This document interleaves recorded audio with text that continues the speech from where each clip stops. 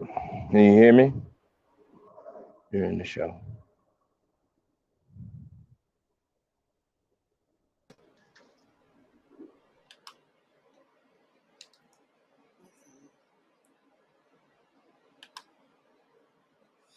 Okay. Peace and blessings and namaste to all light warriors, workers, and everything in between. It is I, Sophie, today, and thank you for those of you who just happen to be lucky enough to be off today. And to the rest of you guys, well, you'll probably catch this a little later on. But what I was doing today and why today was important is because I had two great kings that are coming through. I have brother Enoch that is representing the Sabian community. And then I have brother Selah Shalom, who is representing the Faithist community. And both of these brothers are considered scholars in their own right. And at this point, I thought that it was very, very important for us to build, on a scholarly level and kind of learn from one another, discourse back and forth. So this is how the I've constructed about 6 questions that I'm going to personally be asking both of these brothers. I'm going to give them 5 minutes to respond. It's up to 5 minutes. Now, if it's a little bit quicker than that, then okay, then we'll just stop it. After those 6 questions, then these two brothers have the opportunity to ask one another questions. All right. And, we're going to get those responses. And then once that is done, we can open it up. And if you have questions, then we'll go ahead and go with that as well. So we're going to build because we know there's a lot of misinformation, disinformation that's going out there. We're in a critical period of our life, and this is about building and growing together and creating on this beautiful realm. So without further ado, I'm going to bring these two brothers in. Okay, we have brother Selah, that's right there, coming in, and we also have brother Enoch. Okay, now once again, brother Enoch is kind of on the road right now, so we might be seeing him in and out. Brother Selah Shalom, it looks like he opened up in 2 different windows.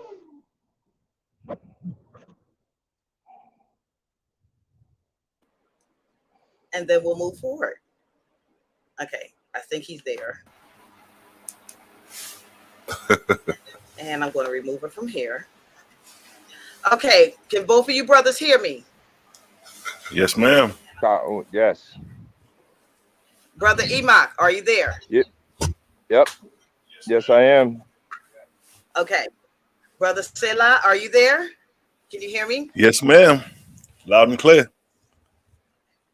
Oh, all right, loud and clear. So, to start this off, I am going to start asking questions. Does any one of you want to go further? Do you want me to flip a coin? It's whatever. Okay. All right. So, question number 1 for both of our brothers here. Okay. What led you down the school of thought that you're currently on, and has it been beneficial to you in your current walk? Who would like to go first? Brother Selah, you can go ahead first. I'll go ahead and go. Okay. Go. So you said what led us down the path where we at now? Yes. What led you down your path, your school of thought, and how has it been beneficial to you? All right. Well, first and foremost, that got to be the creator. The source, the divine inspiration. Because without inspiration, you won't be led to do too much of nothing.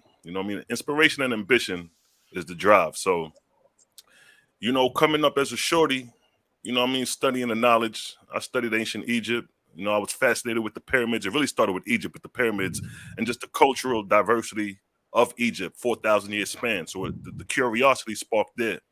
And then from Egypt, dabbled in, the Bible has always been there coming up. But, when you're young, you don't really pay attention to it. Then, you come back later as you get older and a little bit more wiser. So, of course, the Bible, studying scripture, things of that nature. And then having an open mind, branching out and studying various other topics, books, science, theology, anthropology, all type of information He froze. Selah, you are frozen. I'm going to pause you.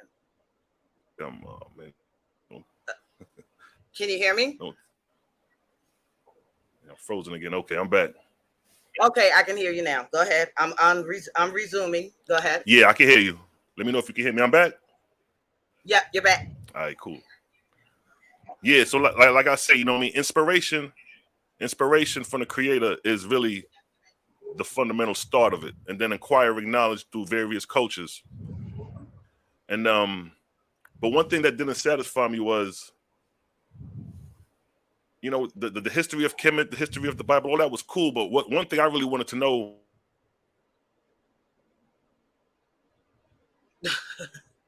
All right, he's gone. He's going to have technical difficulties today. I can see it. All right, brother, I'm resuming him. Hopefully he can get back on here and continue. Brother Enoch, would you like to just go ahead? Yep. Okay.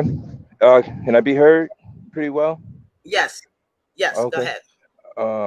And the question was, what was it again? How did I get my What start? led you down this Repeat. path, the path that you are on, the school of thought, and how has it benefited you? What led me down this path? I used to come home from school. I was in high school at the time, senior, and we used to hang out at the Gallery Mall a lot in Philadelphia. So down, it was right there where the subway connects with the mall, because everything's underground. That's something, you know, to make note of, how the Caucasians race, um, you know, always build their livelihood, you know, how they shop and everything underground is for reasons, because they still, you know, have the tendency to live inside caves. They hide from the sun to keep away from the sun, you know, because they don't have that natural melanin production. But in any event, the brothers in white robes, which was soldiers of Aliman Isa, had the amicably at the time. That was the name that he was going by when they was uh, under the Islamic school. Um, Used to be out there, you know, every other train stop or bus stop, in the underground on the surface. So they sold pamphlets, they sold incense and oils and everything else. I never really paid it any attention, you know. I noticed it, but you know, just I didn't really focus on the literature. But they had these cassettes. One of them was "Who and What Are You," and I thought that was an interesting name for an Islamic table. You know what I mean? A brother selling Islamic, you know, merchandise. Who and what are you? So, you know, the minute I picked it up, I I hear the repeat. So the minute I picked it up, you know, the brother said this, you know, this tape will take you places. It'll teach you things that you never seen before. But he, you know, I guess that was his way of saying what we say now. They give you DNA explosions. You know. Now, with the reason why I was able to connect with that tape, I instantly bought it.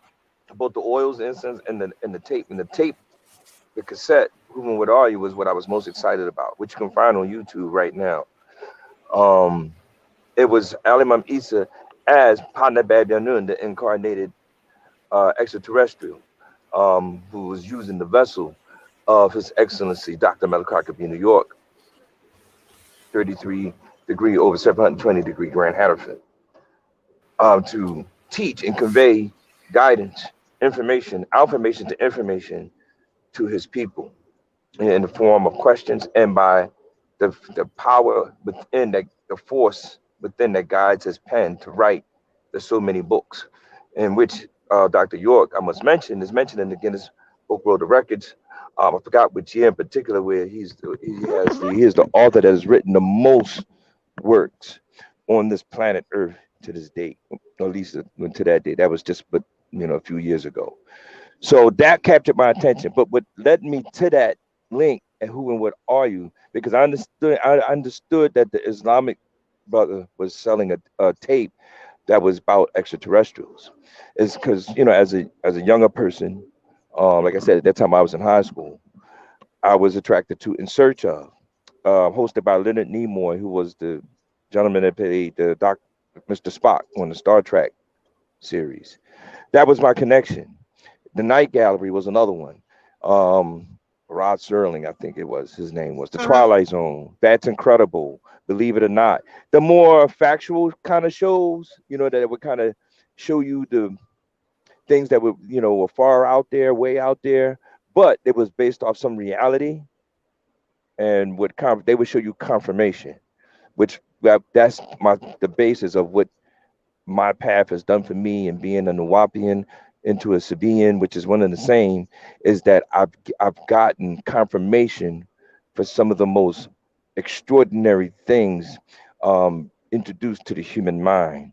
And nothing is more Hmm. important than confirmation when you have people that want proof and validation for things most of the time, and not just faith and belief, but you can be tricked and fooled and beguiled and hoodwinked. I'd land there. Okay. You got 10 seconds left, and I'm trying to wait for Selah to Ten come back seconds in left. so he Okay. can start on. I'm going to Mhm. start him over, and hopefully he Okay. can go through this time. Mhm. Okay. We're And done then with point. that one. Okay. Go ahead. You said 10 seconds. One thing I think is important to note and to add is that Alimam, or excuse me, not Alimam Isa, we don't go about it no more, but Panabab Yanun, our incarnated savior for the black race in this day and time, has 76 trillion years of information. And upon incarnating into the vessel of His Excellency, Dr. Malachi Kavino York, or Kareem's Doc York to be more exact, brain adjustments and things and organ adjustments had to be done in order for him to be able to receive whole light beings in the form of the radiation, which is how we all receive information to information in the form of radiation. Um, and I just wanted to add that in there, in case somebody might want to ask, how does he have 76 trillion years of information? Because there is a way to make that plain or Okay. explain it. Mhm. All right. Selah, we're going to start you over. Are you able to hear? Because you're frozen again. Okay. All right. Oh my God. So, all right, brother Enoch, you can continue until he comes back in. Okay.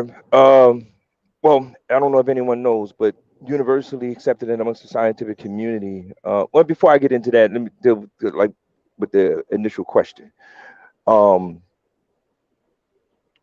while a senior in high school, I had a close friend of mine by the name of Rahim, and he had two brothers, Hassan and Suleiman. The interesting about my friend, my co-senior, and his two younger brothers was that though they had Muslim names, they were Christians. So Okay. I thought that was interesting, like how'd that happen? So well, my father, his name is Rakim. I was like, oh, whoa, whoa, whoa, okay. So I still didn't get it. Too young to grasp it at the time. But he married a young lady, fell in love, and she was into the church. Huh? Since it wasn't too difficult um, for them to go from Islam to Christianity because a lot of the precepts were the same. Okay. That was the Okay. beginning of my confirmation. You know. Okay. Thank you. Thank you for sharing, brother Mhm. Selah. Can you What it hear us? do? Yeah, yeah, All I'm right. back. Man. I have to get on my We phone. good now? Yeah, we good Okay. and good. All right. Go ahead. I'm starting your time all over again. He has some time to talk, so go ahead and go for it. Hey, Do you what we doing have again? Nah, what's the topic? a question? Okay. What caused you to go down this school of thought, and how has it worked for you? Okay, cool. So, like I was saying, start with the creator, of course. That's where the inspiration of things come from. So, um, hold on. All right, there we go. All right, so yeah, so like I was saying before, creator first. That's where the inspiration and the ambition comes from, and then from there, acquiring knowledge. So, of course, we're going to start with our own knowledge, cultural knowledge, African history, and things of that nature. Ancient Kemet, Nubia, the pyramid texts, all the texts. You know what I mean? You start from there. Ancient Sumeria, the cuneiform. You know what I mean? Just studying information to figure out first, well, what is the meaning and the purpose of life? You know what I'm saying? Because the Creator got us here for a purpose and a meaning. So I didn't want to spend my days just studying information without having a purpose of where I'm going with this accumulated knowledge. So after I started studying, you know what I mean, my curiosity still wasn't struck, because one of my main things coming up was what happens when we die? What happens after this life? You know, the ancient Commissions, they did their thing, the pyramids is all great, but those people are dead and gone. What of they? You see what I'm saying? So you're telling me that all that work that they built the pyramid just went to waste after they died? That's just it? That wasn't making sense to me. So the creator seen where my inspiration and my direction was headed. So he started revealing to me information on a spiritual level, not concerning nationality, not concerning dealing with flesh, but more concerning dealing with, well, this is what happens and take place after you die. Whether you believe it or not, I'm instructing you and I'm showing you. It's up to you whether you want to accept it or not. But here are some corridors, here are some doors I'm going to open up for you, and you make the decision which is making more sense. So of course I went through the school of thought. Like I said, ancient Commission, you study the cultural history, but then there's a part of that culture that talks about life after death. So we went into that, talking about Osar being the god of the underworld, and you hear these different things in the Kemetic doctrine, and it talks about the Duat, these different places, the judgment hall of Ma'at. These are all afterlife proceedings. So I said, okay, interesting. But you know, it still raised the curiosity. That's just dealing with one cultural aspect. That's dealing with the Commission people. But what about the Indians and the Chinese who are not of our lineage? What of they after death if it's not coinciding with this paradigm? So what I realized is that each culture have their own spiritual belief system of you know, life after death. So now I have to go acquire knowledge in different aspects of studies to see what they're talking about when we cross over and croak. So that's what led me essentially to my journey. What happens when we die? What is the purpose of life? And as of now today, the creator led me to the Owaspi, which gives me the insight on a level that no other book so far has exposed. So that's what led me to this point, direct inspiration from the creator. Okay. All right. Thank you. Shout out. I see a lot of faces in here. Creative Gang is definitely representing. They're here to support you and support us and everything. Brother Enoch, are you still with us? Brother Enoch. Why is this so hard, guys? Why, why is it always so hard? All right, You know, we got Brother to give Enoch. y'all women trouble. Yeah, I'm giving us trouble. All right, Brother Enoch, you got it? Can you hear me? I cannot hear you. Can you hear me?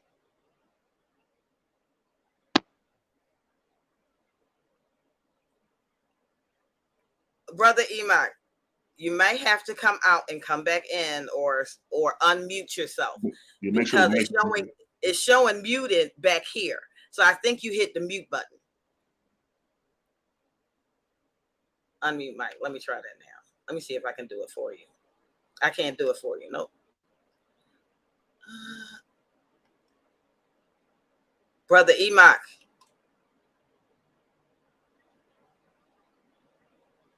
Okay, so he's got himself muted. I don't think he's realized how to unmute himself.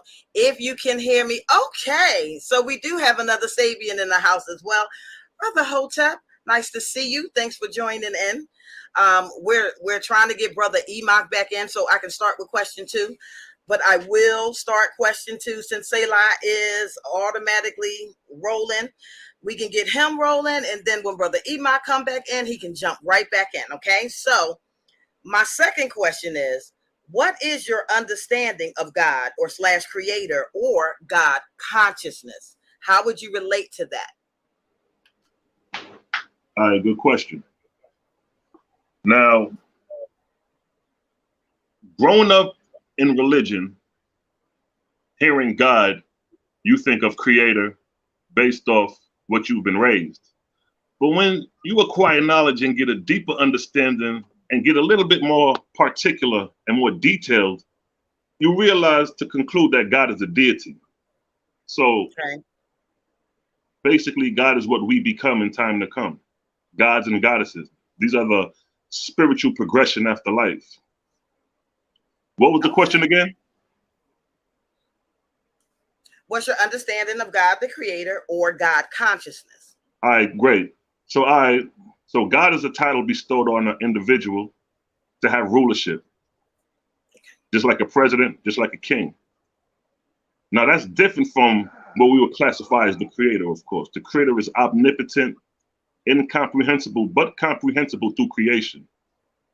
So once you understand that difference, you could separate the two and get further understanding. Creator consciousness is bestowed in God because God duty is to understand creator seasons and cycles through creation. So obtaining creator's consciousness is by observing creation. And by observing creation, you begin to absorb creator's consciousness. Because you cannot be conscious of something if you don't know it. So the Okay. greatest thing to know is creator through his seasons and cycles of creation. Through nature, the 4 seasons, spring, summer, fall, and winter. We are aware of that, but then we come to find out that there's greater cycles of cosmic seasons of spring times and summer times and winter times and fall times in creation. So once you start to accumulate this knowledge of the creator, you obtain creator's consciousness.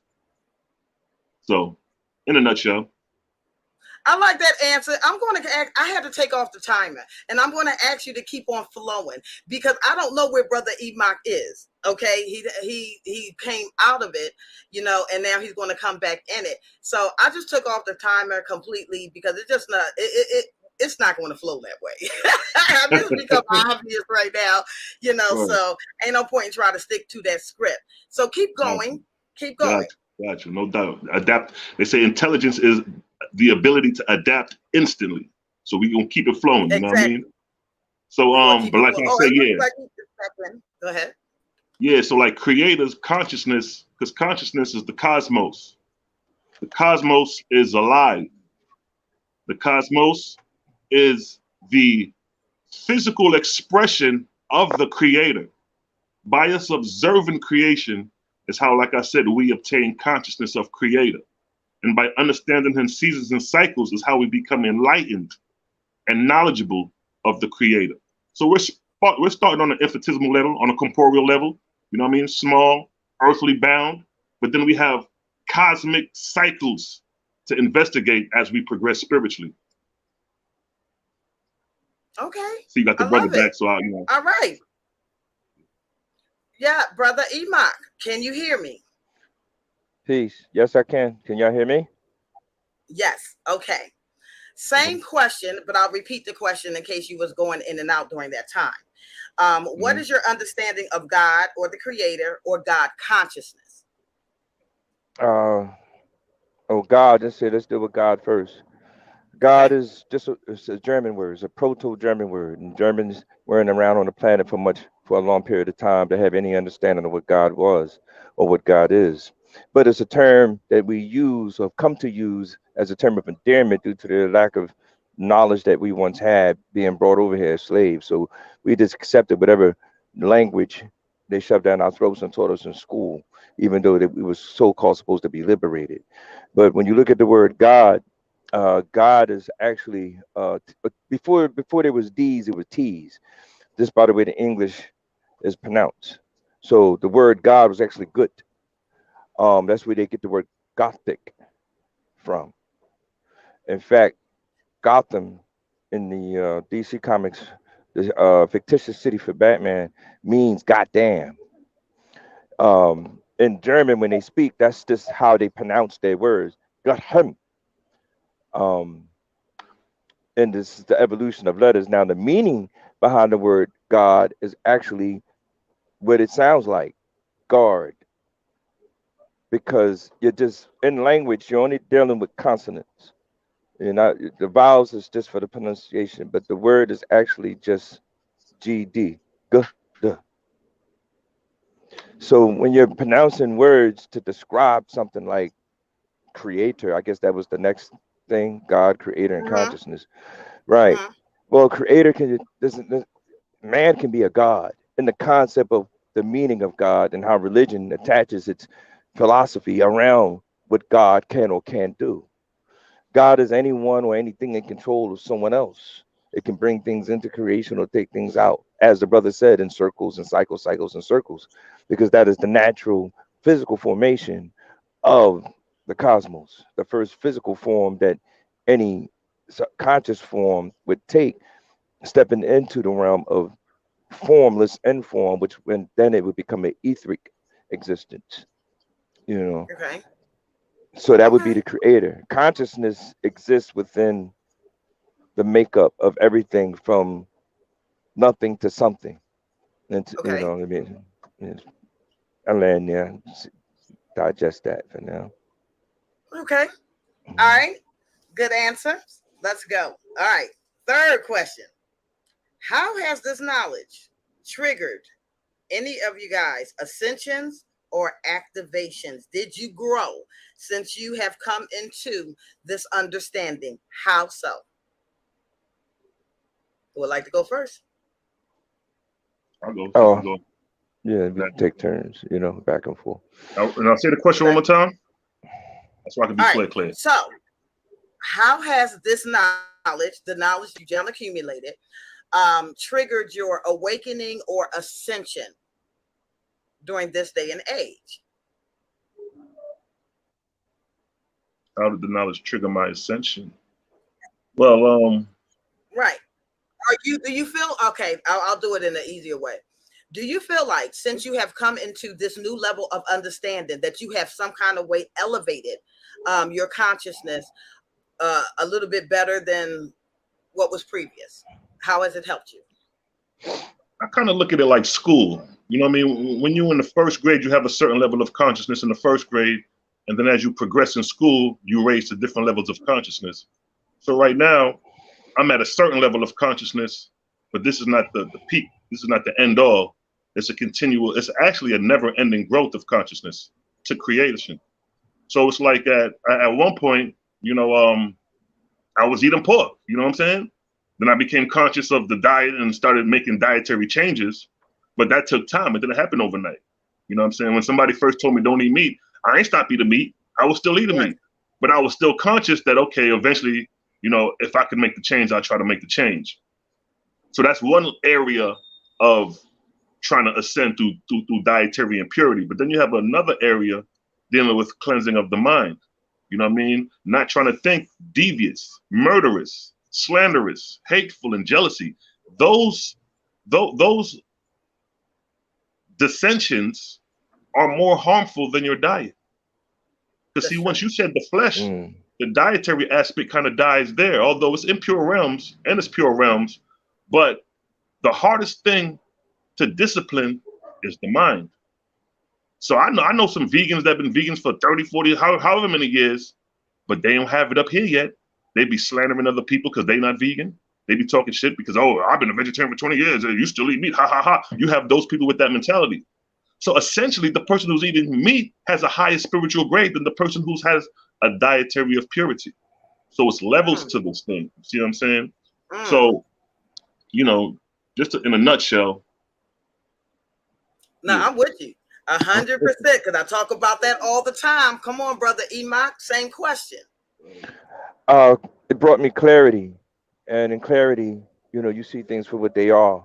So, Okay. spinning off of the previous question, when we said, "Well, what is God?" When you see the first letter in the word God is G. And what do you see when you see that letter? You see a circle and a square. Okay. That's the basis of geometry.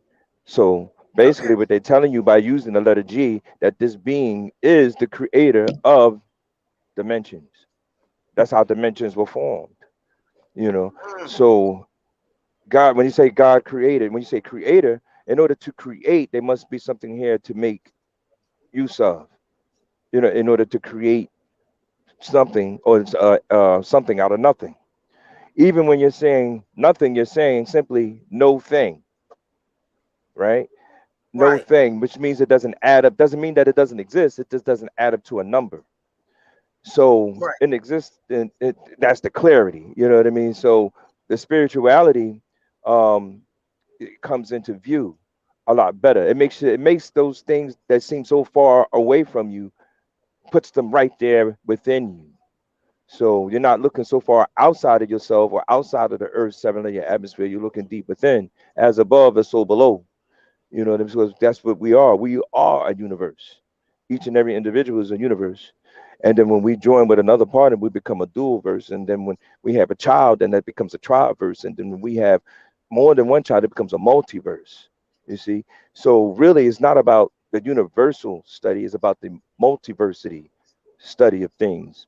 It's the clearer picture, of how things work. And you're trained to see in the dark, and that's where the things come into view. Because if you say, give me a picture of your mother, you can close your eyes and get a picture of your mother. You don't have to look at a picture to show me or give me a description or depiction of your mother. That image is trapped in your mind in the darkness. So they must be in existence on a quantum level that exists right beneath us but within us at the same time. And all we're doing is just making a connection with these things that we're already connected to. We never been disconnected from them. We're just the potential of them is just not being used to its fullest, because something has us whittled down and subdued. A lot of times it's terminology, because things work off a tone and vibration, and if they're not being pronounced by the right name, you'll call on the wrong energy. You know, to Mm, I, okay. it's just, I land there pretty much. Okay, that's a very interesting. Thank you. Thank you. You're, Okay, so you're welcome.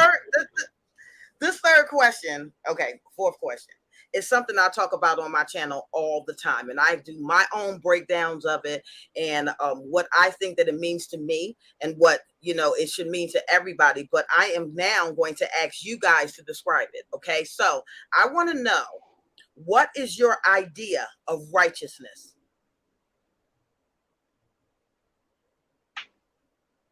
Don't all just jump at one time. Oh, okay. Oh, well.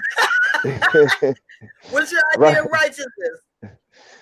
Um, I don't know. It's because when someone declares they're righteous, they automatically create unrighteousness. It depends on the world or the abode that you vibrate on, or dwell on. So, um, if we try to stay away from what's righteous and versus which is unrighteous, because what works for you works for you. As the brother said, it made my mind clear what I'm doing. I hear compassion in his voice. I hear a seeking of nonviolent, you know, approach to behaving oneself, conducting oneself, discipline. And in order to have true spiritual growth, you got to have self discipline. So I hear those qualities in what he's saying. That's a beautiful thing to have. So it seems genuine. So why it would seem righteous to me to say, no, brother, you should be Nuwapian. Boom. See, in reality, that would be unrighteous. I would be the Okay. devil. You know what I mean? At that time, because if a man has found happiness in what has cured him of his weaknesses and the sicknesses, then who am I to say that he's wrong? A You know what I hundred mean? percent If agree. you see Yes. what I'm saying, if it works for him, if it works for him. Now, if he's seeking light, that's a Mm-hmm. different story. And when you seek, you ask, seek, and knock. You know what I mean? So the door will be open unto you. You know what I mean? And you sit at the feet of other learned individuals to add on to your own learn. That's what the word read means, to repeat and add on to what you already have. And that's where you get into the expansion of consciousness from. So that would be a form of or an application of righteous versus unrighteous. Now, for us on a higher level than our land is, righteous to us is right knowledge, the Okay. right kind of knowledge for your soul. Whereas right now, you see, I'm working to overcome the unrighteousness of just driving a truck. And a lot of people just drive the truck. That's it. Don't do nothing. No. But I choose to make the sacrifice to do something more than just drive the truck for someone else. You know what I mean? I choose to try to save the souls of others, try to Okay. care for others, do for others while I'm out here. And that's where the righteousness comes in over the unrighteousness of just driving the truck. You're not that you're doing anything to hurt anybody, but you're not doing anything for anybody either. I see. Okay. Mhm. Okay. Say la. Same questions. What's What is what? unrighteous? What would how would you define righteousness? All right. So, you know, everybody got their school of thought of what's righteousness. You know what I mean? The Muslims got what they consider righteousness. The Hebrew Israelites consider what they got what they consider righteousness. You know, in the Bible, Samuel 15:3, God told the Israelites to slay infants, and according to them, that's righteousness. Right. So the question is, well, I what really like that. defines righteousness when righteousness can be played into evil, as we see in the scriptures? Right. So to me, righteousness is this. First off, the Creator didn't create us to kill, harm human beings. And naturally, we are born peaceful people. When you look at kids, you take your kids to preschool, all the kids get along regardless of their nationality. It's the parents that teach division. But if you look at the kids, the little white kid with the black kid, the Mexican, they all playing. They don't know nationality yet. That hasn't been put Right. into their minds yet. So essentially, the kids are righteous because they don't know hate, they don't know slander.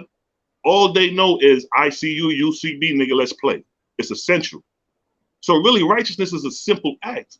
It's the act of being right. Now, what is right?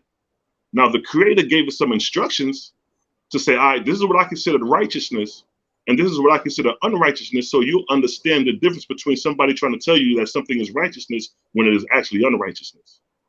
Case Okay. in point, Samuel 15:3, go ahead and slay Amalek, man, woman, children, and infant. Now, in the eyes of those Israelites committing that act, that is righteousness. But into the eyes of some other Israelites who got sense, they're like, well, hold up, my nigga. You just told us thou shalt not murder and kill. Now you're going to tell us to kill some infants? That's not righteousness. But Right. essentially, the first law was righteousness, which was thou shalt not murder and kill. That's righteousness. Because if you Right. shall not murder and kill, if they follow that law, it'll be no war in the world today. Right. Okay. All So right. righteous, you know what I mean? Righteousness is non-violence and purity of self. Because if the Creator said thou shalt not murder and kill, he's referring to the animals too. So that would only leave us to eat the fruits and vegetables, which in return will keep the body at an alkaline state of purity. Sickness and disease cannot exist in an alkaline environment. So alkalinity is righteousness. So Mm. with that, your body holistically is righteousness. And then by you carrying out the behavior and acts of nonviolence, peace be unto your brother. As the scriptures say, the first two laws are the greatest laws. Love your creator and love your brother the same. If you follow these laws, all laws are governed under these two laws. But look how hard it is to follow these two simple laws. I know. I so, know. so essentially, in a nutshell, that's a definition of righteousness and what can appear to be righteousness, and it has an undercloak of evil under it. Okay. I like the answers. All right. I got two more for y'all, and then I'm letting y'all loose. Okay. So I hope y'all have some good questions for one another. Okay. All right. Here's this one. Okay. Okay. How has your school of thought, what you have evolved into, help your community? What has it done for community building and your brothers and sisters? All right, shoot, I'll go first. Okay. Now, one thing that struck me, The WAPO would has be, done is, uh, oh, I'm sorry. You wanted to go? Oh, did you do you still hold want up. who wants to go No, first? since I went last, he can go first. He can go on this one. Okay. Brother Enoch, Um, lay it on us. Taiwo, yeah. It brought the community, African Americans, back together into one mind.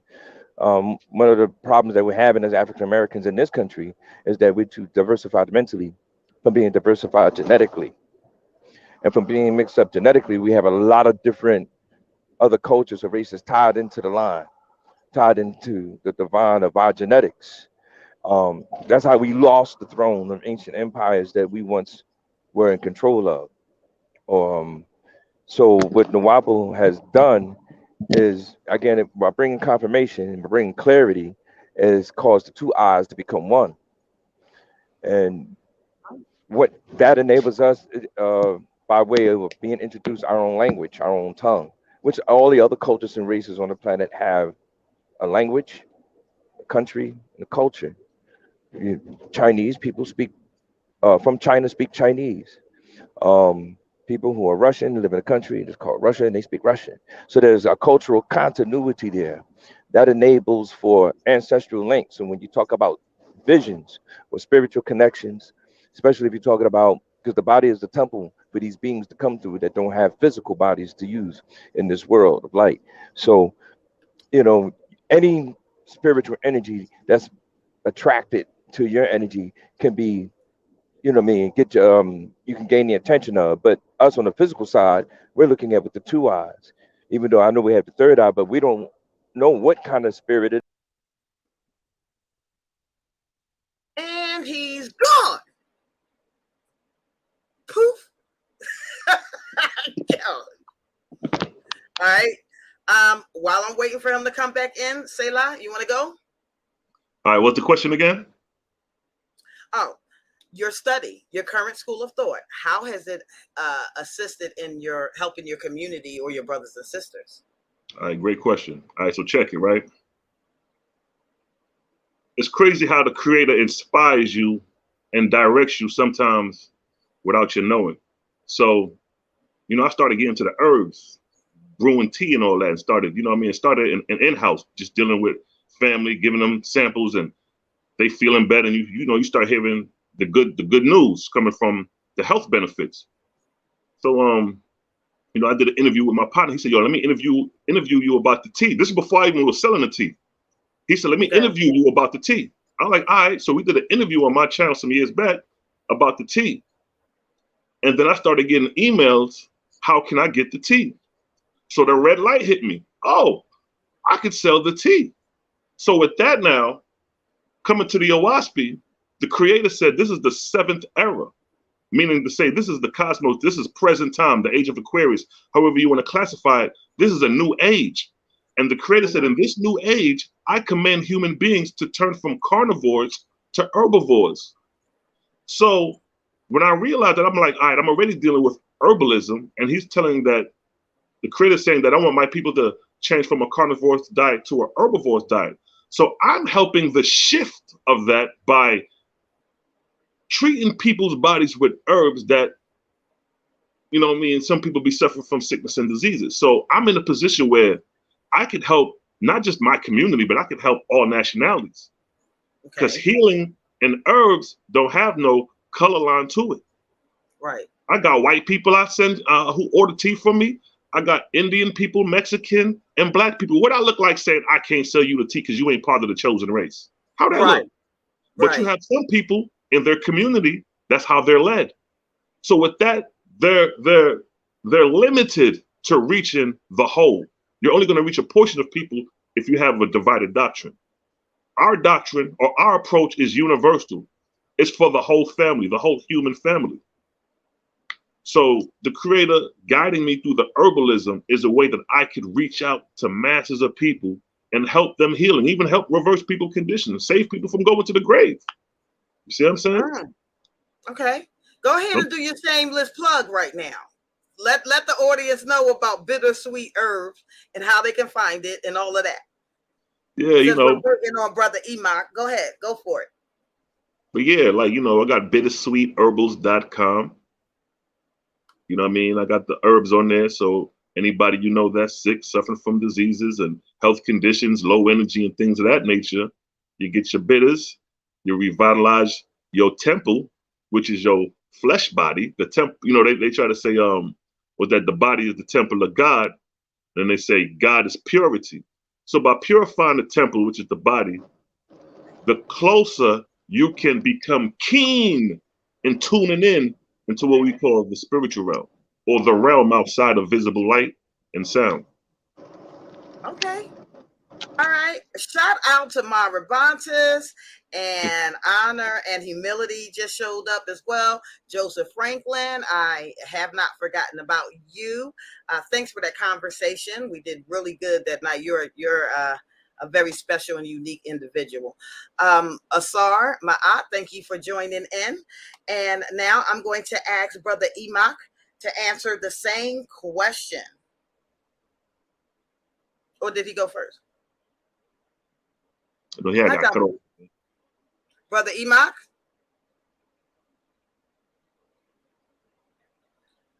Oh Lord. Why don't I just kill myself? I don't understand this. Brother Enoch, where are you? You know, because this got to be a thing. You know, because I'm a woman. I know what y'all doing in the background. I know what y'all doing in the background, but I ain't Yeah, gonna you let want to it make it hard for it. All right, while we wait for him to come back. All right. Because this, I noticed this the last time that he was on here, there was a lot of controversy about some of the things that he said. Okay. And one of them was reincarnation. I remember that. The second one was right knowledge. Okay. So I wanted to ask about what your understandings are concerning reincarnation and how that works, you know, and I wanted him to really go into what his understanding of reincarnation is as well. But, you know, he's not here. So, Selah, you want to go?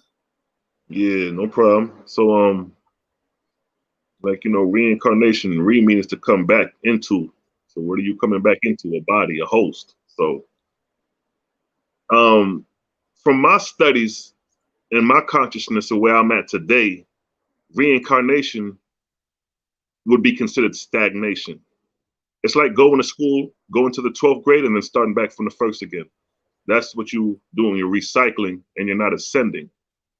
Now, Okay.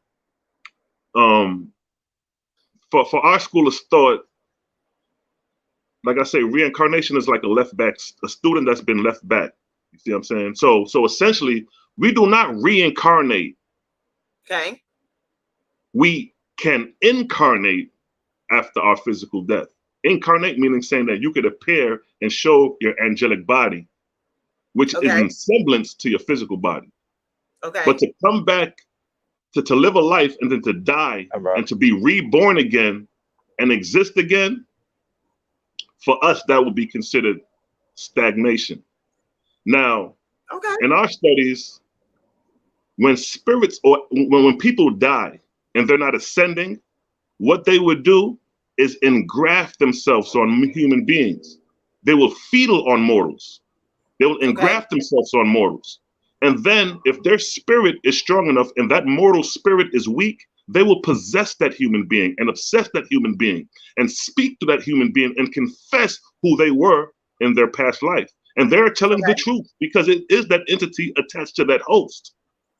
So Okay. reincarnation is really engrafting when a Okay. spirit engraft on an individual and speak through that host. Similar to like the movie Fallen with Denzel Washington, when the Uh-huh. spirit Azazel was going from host to host, he's incarnating Right. in other bodies, but he's not ascending. He's just going through different hosts. Because he So, can't ascend. Right. right. So reincarnation, there is no ascension to it other than to come back to it. Because when you're dealing with anything dealing with RE, that means to come back. Our ascension is to rise and to upward. Like our saying is upward and outward. That's where we headed. We ain't coming back. We going out. It's just like school. When you graduate high school, it's upward and out to college. You ain't coming back to what you done learned everything. What you coming back for? Now, that's our understanding of reincarnation. It's really a stagnated progress on a spirit that engrafts themselves on the living. Okay. Understood. He was here a few seconds ago and then he disappeared again. So I'm going to simply assume that wherever he is, he does not have Wi-Fi, You perhaps. say he's Okay. driving, right? Yeah, he's on the road. He's on the road right now. He's driving. So, all right. That could be it. I don't know what else to do because now it's supposed to be the port where y'all supposed to ask each other, but I don't even know where he is right now.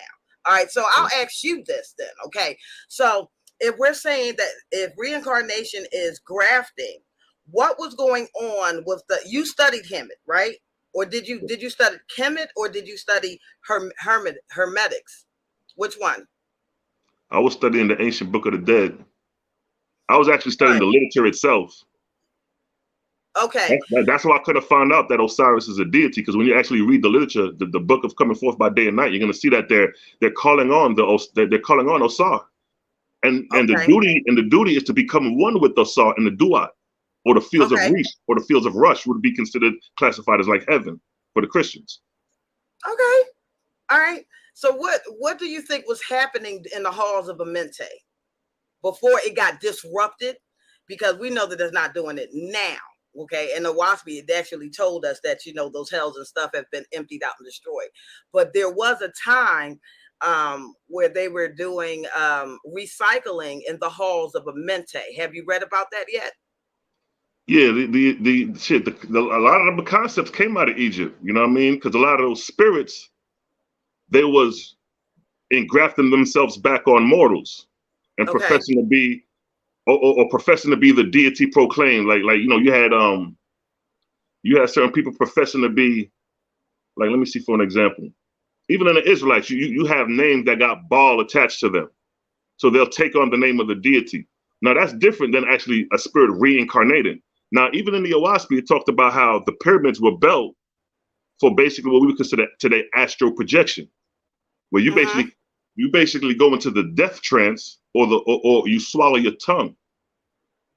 This was part of the ritual of ascending outside of the body and going into these halls, because these are realms. These are not physical realms. These are spiritual realms within visible light, or within like visible light, like the seen and unseen parallels each other. It overlaps each other. So in order to get into what we would consider the spiritual realm, or the unseen realm, or the angelic realm, you would have to raise your vibrational frequency outside of visible light. So we're dealing with the electromagnetic spectrum, electromagnetic energy. The body is made up of electromagnetic energy. You can increase it or you can decrease it. And the way you can increase it and decrease it is based off diet as well. Because blood circulation has to do with your diet. Okay. So a lot of these school of thoughts, it took a lot to go into it, like diet. Because, you know, if your body ain't right, it's like football and sports.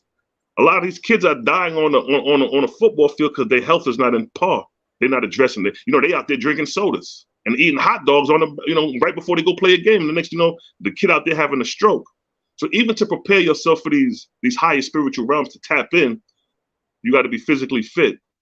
You know what I mean? And like I said, you have regular people. It don't even have to be the gods or the deities or ascended masters. It could be regular Joes, the person who died next door to you.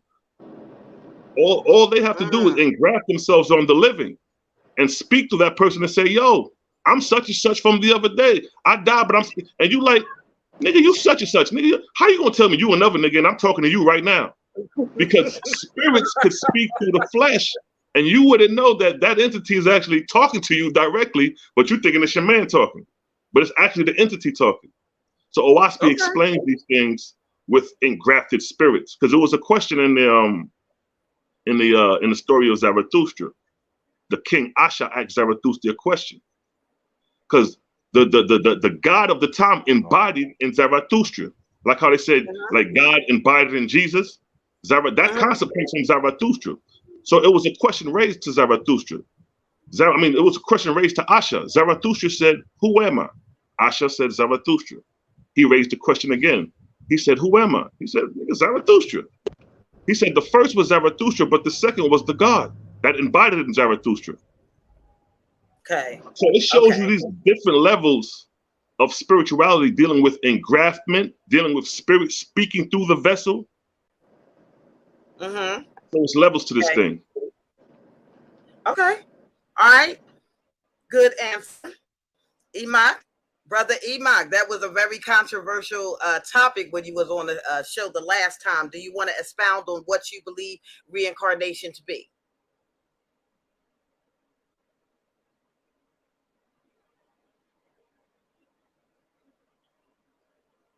Hello?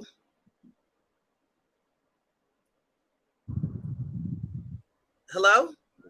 Hello. Okay. Can you hear me? Yes, very well. Okay. All right. Go for it. What's the topic now? Did it switch? Reincarnation. Can you explain the process or what you meant by reincarnation? Reincarnation means what it means. Re means to what? Repeat. In means to be what? Inside something. Like your blood is inside of you. Your cells are inside of that. Corpuscles are inside of that. Your cells also have a nucleus that's inside of each and every cell there's a nucleus. That's where the code is produced to make up the you know, that's produced and developed in the womb. So that is what reincarnation is. I don't know what anybody else, you know what I mean, how they got I can see how they got the misinterpretation of what they think reincarnation is, but you only link ancestrally. You don't just go from human and then all of a sudden jump into an animal. No, you don't have that kind of control over your spiritual body or your mental body. It doesn't work like that. Your soul is on a journey to gain experience while being in the physical world. And why the physical world is because the physical world is basically subjugated or governed or regulated by five physical senses, which is really one sense of touch multiplied by a deception of five, meaning that the soul is trying to gain experience for its growth by Mm-hmm. relating to the particles of matter and how they react with one another, how they touch. The only way we're able to hear each other is because of the particles of matter that have to touch the eardrum. You can't see them, but you can hear it. We call it sound or tone or voice. That's the natural creation of the universe, Om. And that's why we chant on that. It's the first sound. And each sound, there's a color, you know, that's emanating from the vibration of that molecule on that particular sound or tone. So each race vibrates on their own frequency. It's the frequency rate that Okay. produces the color, you know. So that is what reincarnation is in lights, color, and in sound and electromagnetic frequency. I don't know what any other interpretation or botched imagination Okay. Well, let interpretation me of help you with reincarnation another. is. Let me help you Mm, with another interpretation. mm, Okay. So when we're talking about some people believe that reincarnation is a soul that can come back again in another lifetime. They don't go through an ascension. They can be mhm. trapped earthbound spirits. And that this could be somebody that just keeps coming back over and over and over again, the same soul. Okay, I got you. And we have Okay. a doctrine. We have a publication that's called Life After Death in 24 Cycles. The brother Okay. mentioned about cycles and circles. Pretty much that's how everything is governed in cycles and circles. Because each time you come around to that point, well, first thing about a circle, the intelligence of the circle is that no one where it begins or ends, but there is an entrance point into that circle. How do we know that? Because when you study the cells of living human beings, especially an ovum or an oxide or an egg of the female, only she knows where the door is. But out of 7 million sperm that are ejaculated, only several of them make it to the egg. Sometimes, I don't know, maybe only one or two. But they're trying to get in, but they don't know where the entrance point is until she opens the door to let one in. That's a higher level of intelligence, but it's not dealing with a human being the way we would think of a human being to be. It's dealing on another level while existing within the human called, you know, human being. You see what I'm saying? So that is a form of, you know, what reincarnation is truly and really is. That is the soul going through all of that. So just wanted to get that out the way because the tie into that is that based off the planet that you live on or the orb that you're born from or grown from, your cycling in and out is based off of the clock of the motion of the planet in which you live on. Henceforth, we live by a clock of what? 24 hours in a day, right? We Okay. live by what? A clock that's based off of what? 12 months in a year, right? 365 days, et cetera, et cetera. So where are we getting all this measurements from and this calculation from? That is the measurement and the calculation for the soul itself. You have 24 to 24,000 times to cycle in and out for your soul to get right. So whatever it's not like a different soul, it's the same soul.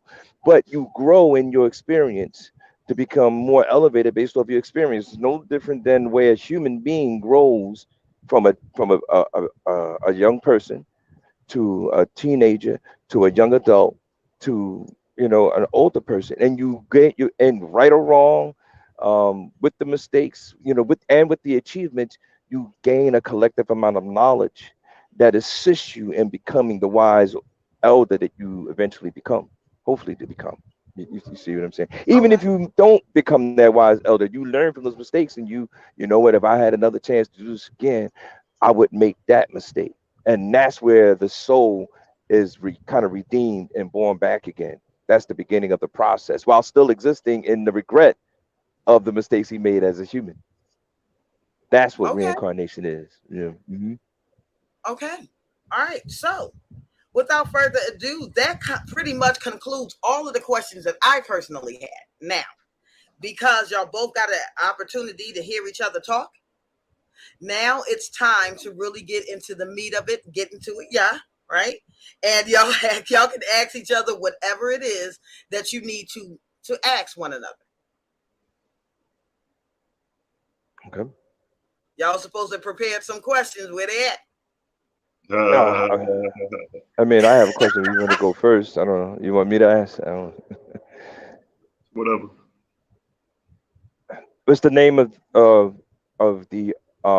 the spiritual practice that you follow again? How you pronounce it? Well, it ain't really a name to it. It's more of a lifestyle. You know what I mean? Oh, okay, okay. All Like, right, I yeah, like that. but you know, the like in the Owaspy, they're mention of the faithists. They're called faithists. Those people are labeled faithists who serve the Creator. Mm. Okay, okay. Was there? You said you go by a written book or text of some sort for guidance? Yeah, accumulated knowledge universally is the approach. But then you have Hmm. some books that have more insight than others, and sometimes you may lean towards the one that kind of gives the answers to maybe what you're Interesting. looking for. I like that. Like that. I like that. Was there a founding father or particular individual that would be considered a founding father of the OWASP? Yeah, a guy named John Newbro. Okay. New Barrel, New Bro. Yeah, John Newbro, Newbelau. Yeah, John Newbro. If you look it up, if you Yeah. put in Owaspy in the author, it'll come up. Yeah. Okay. No problem. No problem. I did. I'm just checking my facts. Yeah, because when I looked it up, it said he was in 1888. He did this. He was born from his mother was a spiritualist. I know he said he was raised up under strict rules by his father. Yeah, they got the whole biography of his background And the whole online. biography is in there. And he went to I think he went away to school, and he took good year to court. You know what I mean? Because he was a dentist. He was an American dentist, a Caucasian male in Right. 1888. Okay. Yeah. Yep. You confer with that. All right. Yeah, Hey. we're well aware of this. This is nothing new, honestly. Yeah, it seemed like it's been around because it came right up. You Yeah, know. yeah, yeah. It's been around for a When I while. looked it up. The question that I do have, just to keep it 100, is some of the terminology when it said automatic writing is how he received his revelation to write what he wrote. And I can confer when you go through all of the different cultures around the world, the main people in every one of those cultures, from Moses to Muhammad to Tahuti to Melchizedek to who else? As I mentioned, Muhammad, to John on the island of Patmos, to our own Dr. York in the flesh. They all receive revelation in isolation. And there's something to that, you know. Right. Um, Right. because the visions are clear, the communications are clear, maybe between the beings on the other side or on high up or in higher vibrations, whichever way Right. you relate to it. And then I was looking at the automatic writing. I was saying he was allowing himself to be channeled as a faithful for things to come through, and just whatever came through, that's what he wrote. He said that all it was given to him was a writing utensil, and he just wrote from that. You know, it's Yeah, like I said, they got the whole biography and background on the online. it sounds similar to remote viewing. You ever heard of remote viewing? Yeah, Because that's what they do that a lot. You know. yeah. We could train our spiritual senses, but we live in a time where they don't they don't acknowledge spiritual senses like remote viewing or astral projection. They look at that stuff like it's spooked out. But then we have these abnormal experiences, and then we're afraid to tell people because they don't want you don't want nobody to think you crazy when you sleeping and you seeing yourself sleep. And you Mm, like, I know what I'm saying, and you keep it to yourself because you ain't got nobody to converse with you on these levels. But then when you do find somebody who may know a little bit and you tell them your experience, they like, oh, I had the same experience too. You see what I'm saying? okay. So like you say, it is Mm, kind of a culture that's hidden. It's like this as spiritual knowledge it is hidden. okay. Mhm. Understood. I pretty much get the point of that. You have any questions for myself and my affiliation? So you Nuwabian? Nawapian now, Sabian, we go by. Okay, so Most definitely. okay, cool. So Malachi York, I know, he's the master teacher. I'm in Atlanta, and they had the school out here and all that. They used to be downtown. We used to build with the brothers all the time. Mm. So right now it's like a lot of people are deifying some brothers. I've heard people look at Malachi York like he's God, like the God, and I've had people look at you no not I have, but like you have people now, you have people looking at Nathaniel from IUIC like he's the Messiah now. Yahweh ben Yahweh, they looked at him like he was Yahweh in the flesh, reincarnated. So how Mm. do you look at Malachi York? Do you look at him as I see, you high up on the level. So I know we all incarnated deities, of course, but do you look at Malachi York like Jesus return or Michael return? Because sometimes he said that, some people asked if he was Michael. He said, yeah, I'm Michael. Yep. And then Yeah. That was he mentioned that. Mm. Without a doubt. And the way he did it was he removed the spookism and the false interpretations. I hear it. I hear it in your question. Where people go wrong is the concept is already put to the word, and because the concept is, which is actually what we're talking about, righteous and unrighteous, it's the unrighteous. But the word itself is on point for what it means. So what I liked about Dr. York, because I wasn't no real religious like that. I wasn't really in no spirituality like that. I just knew in the hood, certain things I was like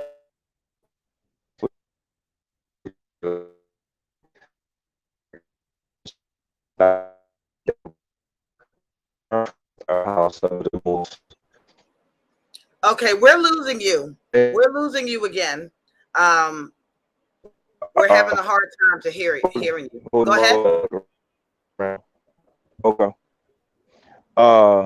Like I said, my background was watching In Search of. That's incredible. Ripley's Believe It or Not, because those were the programs I'm on television as a young child. I was looking for things that were no, no matter how far out there they were or difficult to explain, there was a way they existed and there was a way to explain them. The fact that they put them on a public platform gave it some, helped to give it some validity to me. So I think my approach to Dr. York and while my soul, made connection to his work was because of that. It's the concept of the words that are thrown off. It's the concept of Messiah. If you only know what Messiah means, you know what the word Messiah means? to be smeared with oil. Okay. So there's nothing evil in that. Anyone could be a Messiah. Exactly. Anyone could be smeared with oil. The way Exactly. the words mean, we don't that's how we take it. We don't turn it into, just some story written about one man in the Bible. Because what we do the research on it, on every culture on this planet, to the best of our ability. And what we find out is that every book is not for every race. Each book was given by their own extraterrestrial parents. A set of instructions given to their children because it was time for that being to go or to leave.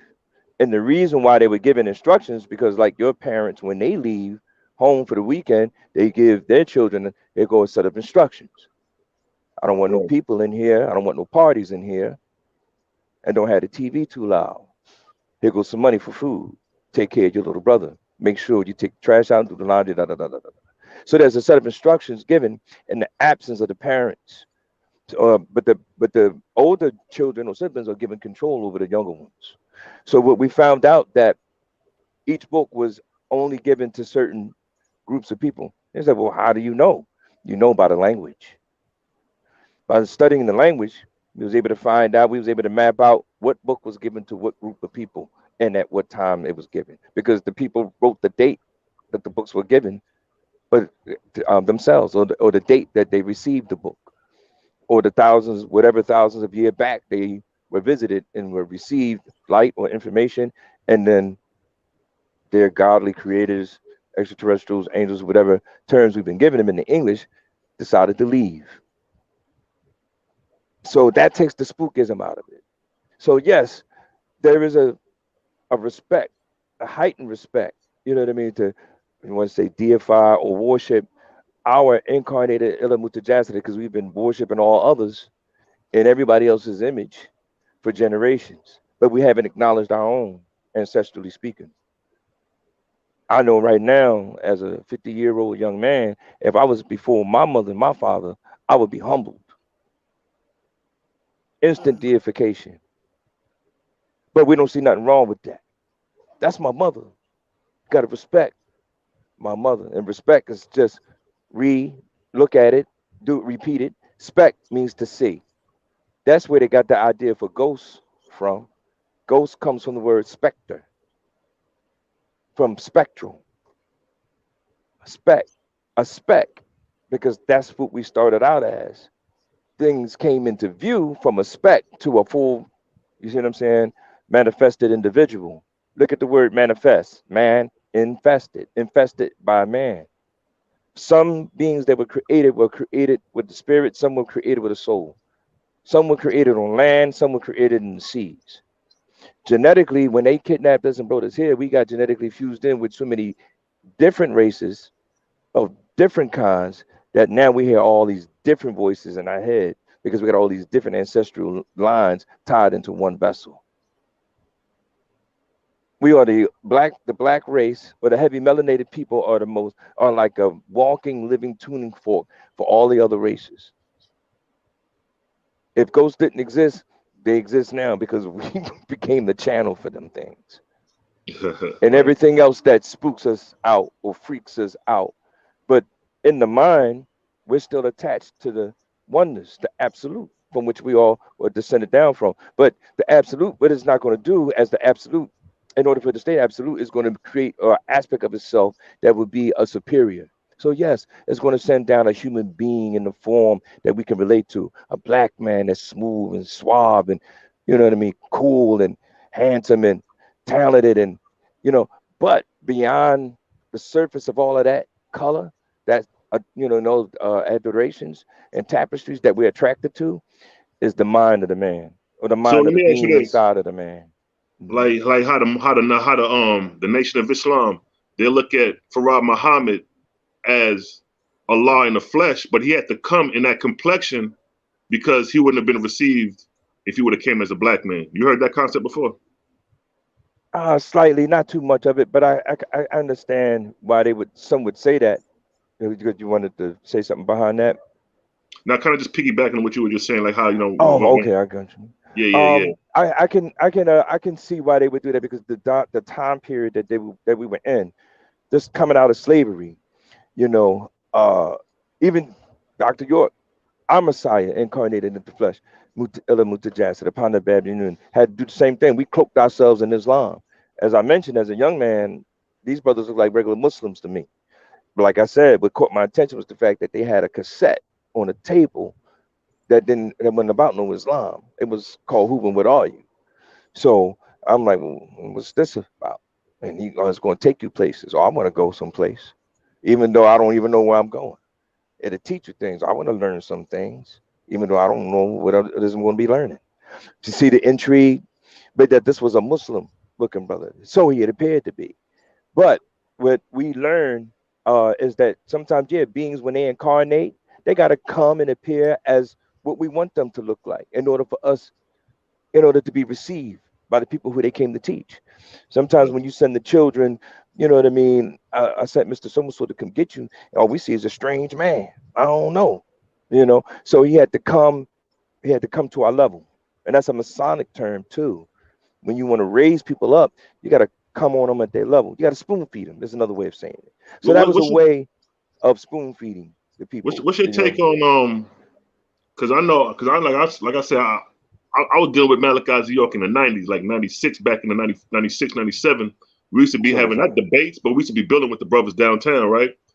But he okay. was the first one really that I seen who really brought out the whole reptilian thing. You know what I'm saying? Like people Okay. thought he was crazy back in the day when he brought that out, but after the millennium came and after the internet came and YouTube came out and them government officials started talking about it, that's when Right. everybody wanted to give him his credit. But they was calling him crazy when he first brought it out. What's your take on the Right. reptilians? But there's different species of reptilians. I remember he mentioned that before. It's maybe over like 100 different species of reptilians. Some of them very aggressive and disagreeable, and others are very agreeable. It Mm-hmm. depends on which ones. Some of them of the same species have broken off, right, and become separate from the whole. And each of them, they do the same thing as extraterrestrials we do here as human beings, because human beings learned it from the beings we call extraterrestrials. They set up galactic federations, and they nominate ambassadors of their kind, the elite of their kind, the ones who can fit in and blend in with the rest of the beings in the cosmos. And they all are aware of the fact that we're here. And this is a big school or playground in which all of the children are attending it in the same school. And they're the parents that's, sitting on the council that's, determining, well, who's going to be in control of the school now, who's going to be the superintendent, and what time are these children getting picked up by their galactical parents or extraterrestrial parents. That's what the take is, and that's why most of the religions kind of sound the same, depending on which one you follow. But as far as reptilians have been in existence even since we was in the womb. The first stage in the womb is a reptilian. We are reptilian. In our holy tablets, written by Dr. Malachi York, he had a picture of the sperm of a human being and the sperm of a tadpole, whether it was a frog or a tadpole, and they looked exactly the same. Because he was again just slowly with science and facts, bringing clarity so that we can have confirmation about these concepts and wouldn't spook them out. And he wanted to get rid of the spookism. So we had a picture of a Dimetrodon. I don't know if you've seen a picture of that, which is a dinosaur that walks on all fours, but it has a gigantic spinal column. It looked like fins, you know, probably leathery, scaly fins going down the middle of his back, really huge. Apparently, that's from one of our beginnings. The beings that was responsible for bringing us into creation were called the Nataru, that got changed to Natiru, that got changed to the Elohim, and then that got changed into the Anunnaki or mixed in with them. But the original versions of them as the Natar or the Nataru, the one in particular, his name was Amun. Amun is the name that we end all of our prayers in. Amen, Umain, Amin. I'm Om is also from Amun, or he has that in his name. And Un, Amun. It vibrates the three bones in the nose whenever you chant on that tone. But him as a scientist was one of six sons of the being called Ta, Father Ta, whose name is mentioned in the Bible in the Chronicles chapter 10:13. You could look it up. I think he's mentioned in Chronicles chapter 11 as well, when he starts speaking about the races of Noah. But Nephtuhim is the one tribe that's mentioned that now they put Nephtuhim, but to the human ear, you don't hear Ta. But if you look at it and look up the word Nephtuhim, is going to tell you Nephtuhim, a tribe of nomadic people from Egypt who were all the children of Ta. That's what they kept from us Negroes or African Americans here in this side of the world. That we were children of this being called Ta, that they changed to Nephtuhim, that they changed to Mitzrayim, that they changed to Hemet, that they changed to Egypt, just to keep us away from that identity that they buried in the Bible under that name. And that's really, we're moving on from that. But the point is that they were scientists from Risk, the planet Risk, in the 19th galaxy, and we live in the 18th. The Sirius star is the elbow of the seven-star constellation of Orion. It connects the two galaxies together, the 19th but the 18th, and that's how they teleport and transport themselves back and forth through this Stargate. Because we have a pamphlet called Pakatut Stargate. Some of it, I think, was written or translated from the pyramid text that Dr. York did himself to show us proof that we were the beings that charted and mapped these stars out because they were stargates for our ancestors to come in and out of here when they wanted to. But in any event, the point is that regarding reptilians, saying that we were dropped off into the seas.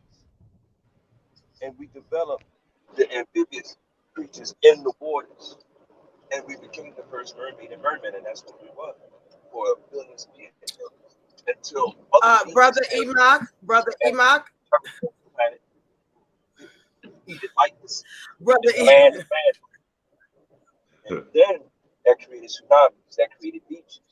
So now you have things that's able to wash up on the shore, and that's when the idea came to the other beings that were more mammal, Your like audio is low, King. this further evolved, got the idea to Brother create Enoch, a version of their own children in their image and after their likeness. Brother Enoch. Different species, different types of reptiles. Hello. I land here. Hey, can you hear me? Hello, can you hear me? Brother Enoch, can you hear me? Brother Enoch, can you hear me?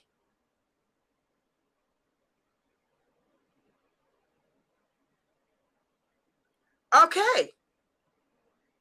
I think he froze again. I think he froze again. All right. So you heard his explanation. What do you think about that Can I until be he comes heard? back? Oh, he can hear me now. Can you hear me, Brother Enoch? Can I be heard? Yes, you can. I need for you to go back to the last 30 seconds of the things that you were talking about because you were not registering clear. Okay. Last 30 Okay. seconds. Yeah, you're going to have to go Uh, back a little. Okay. I mean, that's You fine. were What was the last thing you heard? You remember? you said getting back into, the reptilian. You That's the talking about last like thing we the I children really of heard. Ptah, something like that. Say that again. The children of the what? I think you said the children of Ptah, something like that, or Ptah. Yeah, correct. We were the children of Ptah. If you was to look it up, that's what it would tell you. Our nomadic people who are the children of Ptah. We looked it up several times over and over again just to show people proof.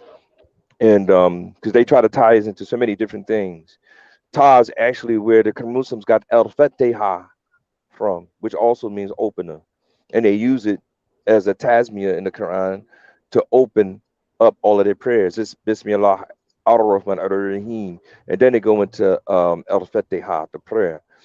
But Ta is actually an ancient, what they call the Egyptian name. He's really a Riskian. Um, and I was saying about our ancestors charted, mapped the stars because they was using the stars as stargates. This particular stargate connects the 19th galaxy with the 18th galaxy at the elbow of the arm of Orion in the seven star constellation.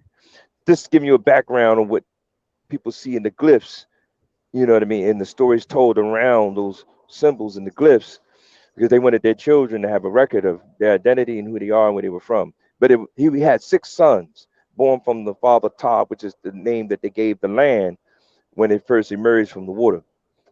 But they dropped us in the seas to evolve with the dolphin. Henceforth, the word dolphin, if you ever look it up, means womb. And we genetically were fused in with this particular fish called the dolphin. And we evolved in the seas for billions of years. Later, there was another group of beings that they're known as the Anunnaki, the Elohim, Bara Elohim, which also has another group of reptilian. So we were evolving as a species of reptilian, born from the ones that created us from one star system. The Anunnakis were coming from a whole nother star system in another part of the cosmos, in which they had two races to their kind. That's why he speaks about two brothers, because the father, Anu, Elion, Elion El, had two wives. One was of his own seed, which was of the south of the crab they called Nibiru, and one was of the north. One like the darkness and the waters, and the other one like the light and the heat of the day and the sun. So that's why it was feuding going on with them. But they were both shapeshifters, and that was another species of reptilian. A lot of them mixed in with other reptilians throughout the galaxy that gave kind of big birth to their species that we see today. But they were really allies, partners, other types of reptilians that they, I don't know what you could say, just I would party with, to be honest with you. But they're the ones that came and terraformed the planet. You terraform the planet, you create beaches. You create beaches, you create tsunamis.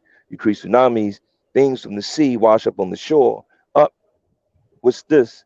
Scientists and explorers, which is what the Anakim were, looking for gold, saw us in our early developmental stage and got the idea to experiment with us and say, let us also make one in our image and after our likeness. Just giving you a demonstration of the many different types of reptilians that they probably possibly are out there. Gargoyles is another one. Greys is a form of a reptilian. Some more reptilian, some more humanoid. You know, I land there. Okay. I see you got some people thinking, the creator gang is thinking. Uh, I see Kyle going, I just went ahead and I'm going to put the link back in there again because there's certain question that looks like the audience wants to ask, but I'm not finding the opening where it would be appropriate. So I want to put it out there, to the creator gang. There's going to be a portion of this where you can come on and ask these questions. And I'm just going to mute myself. Okay, so if you can't Mm. find a real opening right now, then come back, just join in and ask your questions. Okay, now as far as you, brother Moxela, was his explanation okay with you, or do you have another question? Yeah, like everything you said, I'm quite familiar with. You know what I mean? Because like I said, I studied the Nuwabian literature for years, coming back like going back in the '90s, early 2000s. So a lot of stuff what he was saying was head on based off the literature coming from the holy tablets and stuff like that. So you know, that's cool. Okay. Do you have any questions for Selah, Imam? Um, no, no, everything is good. I mean, I like what I heard so far. I'm glad is you're getting a lot out of it. That's what's up. Like the Just Nuwabians was that like doctrine. I'm sorry, my bad. Go ahead. no, like I used to build with the Nuwabians downtown. I used to have the OWASP open and we used to converse.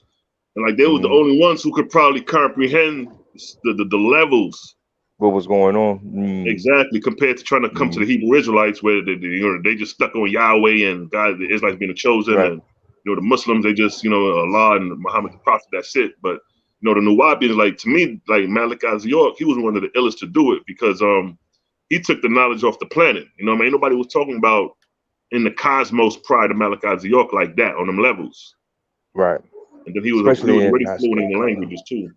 Hmm. That helped. And that's really what we focus on a lot more from what I can hear. There are people who have personal experiences. But what we were told to do that it's just that it's a personal experience. You can't check it. Right. What a person's personal experiences. That's not. People get it mixed up. What a Messiah is here for. A Messiah is not really here to give you your personal experience. I have the lecture on tape, CD, and it's still available on YouTube. You can check it out. It's called Who Knows the Secrets, and you can hear the master teacher himself say to people, come to him. Can you explain to me why I'm having these nightmares since I became a Nuwapian? You know what he said to them? I can't do that. That's for you to find out and figure out.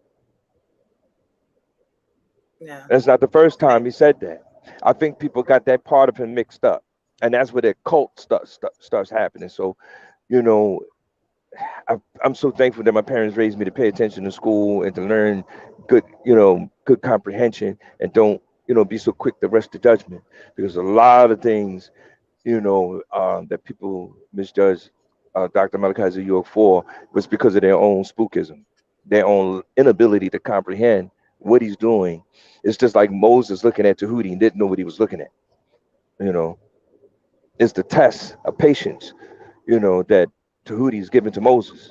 Or in Islam, they changed Tahuti into Melchizedek. And they changed Moses to Musa or Moshe for the Hebrew, but it's the same story, it's the same character, but it's just that the language changes, flips, and that was for a particular reason as well. And it's just one of those things that the people are trying to teach you what you need to learn for your spiritual development, but your mind has to rest on confirmation because if it's spooked out, you'll frighten yourself when you don't have the willpower or the physical construct, the physiology and anatomy to guide you and protect you from outside forces. Right now, if someone was to come and try to attack you, the first thing that would happen inside your body is that you get an adrenaline rush. They call it, they make fun of it. They even say spidey senses is tingling and all that other nonsense. But really, what's happening is there's a mechanism that's been installed in you by your ancestors by your celestial parents in the physical form, by genetics. By genetics, this is done, to give you an awareness that goes off when there's danger near you. It frightens off and repels evil spirits without saying anything. We call it an emotion. It's an energy that gets set into motion by a secretion of liquid in the body and the brain when you feel threatened. When we used to be fish, more amphibious, right? See, one of the things that the invaders, the Anunnaki, that everybody loves so much did was took us out of our scales and feathers. The fact that we had scales gave us a natural protection that when there was a threat near your person, you would harden up, shields up. We don't have no scales no more. Scales that we used to have are turned into what they call pores. Pores now are just open holes in the skin. The skin, they say, is a what? An organ. But where are the organs of the human body at? Inside the body cavity. So now we out here walking around with our pores wide open for anything to come in and take over the mind and possess the body. We don't have no protection. So now the need comes for chants and prayers and chants. And now it needs to come for a Messiah anointed with oil because there's an initiation that has to be involved. That's why he's anointed with the oil. What kind of oil? Hippopotamus oil, crocodile oil. Where'd that come from? Ancient Egyptian customs. So these little bastard races, because they took their genes from us, mixed it with their own alien DNA, and made a model of their own kind and image and that they likeness, and they Hey, went their own yo, little I way. gotta take this call right quick, Sophia. Let me answer this call. I'm gonna hop right back on. Go ahead. I'm listening. Go ahead, Iman. Mhm. So the need for chants and prayers and messiahs came because we was removed from our natural state of protection. Okay. You know what I mean? So now you got to Wow. control what comes in and out, but you don't know what to say. You don't know what to do. You don't know when to do it. So now we're just doing everything and letting anything in that sounds good and feels good for the moment and at the time. Sounds like sex. Well, it felt good at the time. Sounds like smoking. Well, it felt good at the time. So the Okay. spirits are having a field day with the human species because they are out of the water and they're out of their scales. They're out of their feathers. Some of us were born with the flesh, and some of us was born in the waters, in the seas. Mm, okay. And you see what I'm saying? And they domesticated us from there. Okay. I gotta admit, this is the first time I'm hearing this. Now, I did understand about the Apsu, but being born as fish, I never heard of that one before. So that's Hmm. interesting. That it will be something that I'll be researching. But thank you for that. Hmm. Daryl Cosbon did put in his chat, he said, if this is a question for him, and I think this is going back to earlier when we were explaining maybe reincarnation, but he Hmm. asked, if life is indeed in the blood, how do you explain how a jellyfish is alive and it doesn't have blood, heart, or a brain, but is still considered a conscious being? How would you I, answer that? I love that. I love that because there's different etheric levels. Ether is the level of what we would say in spirituality would be equivalent to a gas, but the stage of gas in its if gas was in the etheric state, that's what ether is. Now they have different levels of ether to govern the different levels of material existence, from the most etheric to the most physical or material in existence. Ultra gaseous matter, light ether would be forms or examples of physical ether because those are etheric energies that govern us in the physical world. Like the kind of, we call it light. Again, is the Caucasians or English, I don't want to say Caucasians, excuse me, because all Caucasians don't think they just like this, but English use of the terminology of calling it light. That's a form of ether. That's how ghosts are able to travel through anything that's made of electricity. That's why they use EKG machines to detect the residue of ghosts that might have been in the atmosphere. Mm-hmm. So This, but they function here in this world. You see what I'm saying? So I'm just giving an example. What cars run on is a form of ether. Anesthetic or anesthesia is a form of ether in the physical world. Just giving an example of ether, how it exists here in the state of gas, but functions with the physical principles of the physical domain, the material world. And then you have the more light conscious celestial ether, I guess, that we try to tap into, that elevations of it's still a form of gas, but again it would be if gas had an etheric form. What would that be? Because there's only really three main abodes: solid, liquid, and gas. That's the simplistic way that it was taught to us to get our minds wrapped around it. We live in the world of solids or the material world. Next up, that's the humans, the enosites, the forgetful beings. The next realm would be the realm of Meliquit, which is the realm of the angelic beings, as we call them. These are the beings that are pretty much like human beings, or were once, or were at one time were human, but they evolved and elevated to a higher state of existence, vibration. The main Right. difference between those beings on that etheric level and us on this etheric level is that they can come down and then they can go back up at will. And then there's the abode above them, which is the realm of the most high, the highest level of the etheric chambers. But then each of these three abodes, there is no other existence. Each of these three abodes break down into subdivisions of seven, subdivisions of seven, subdivisions of seven or eight. Really eight, because eight is an octave. And they created us in eight because they had to create us in pairs in order for us to give birth to the next line or lineage of versions or beings of ourselves from ourselves. So originally we were created in eight tones, eight octaves. The beings that were the mothers and fathers of what they call the Egyptians were called the Ogdad or the Ogduad.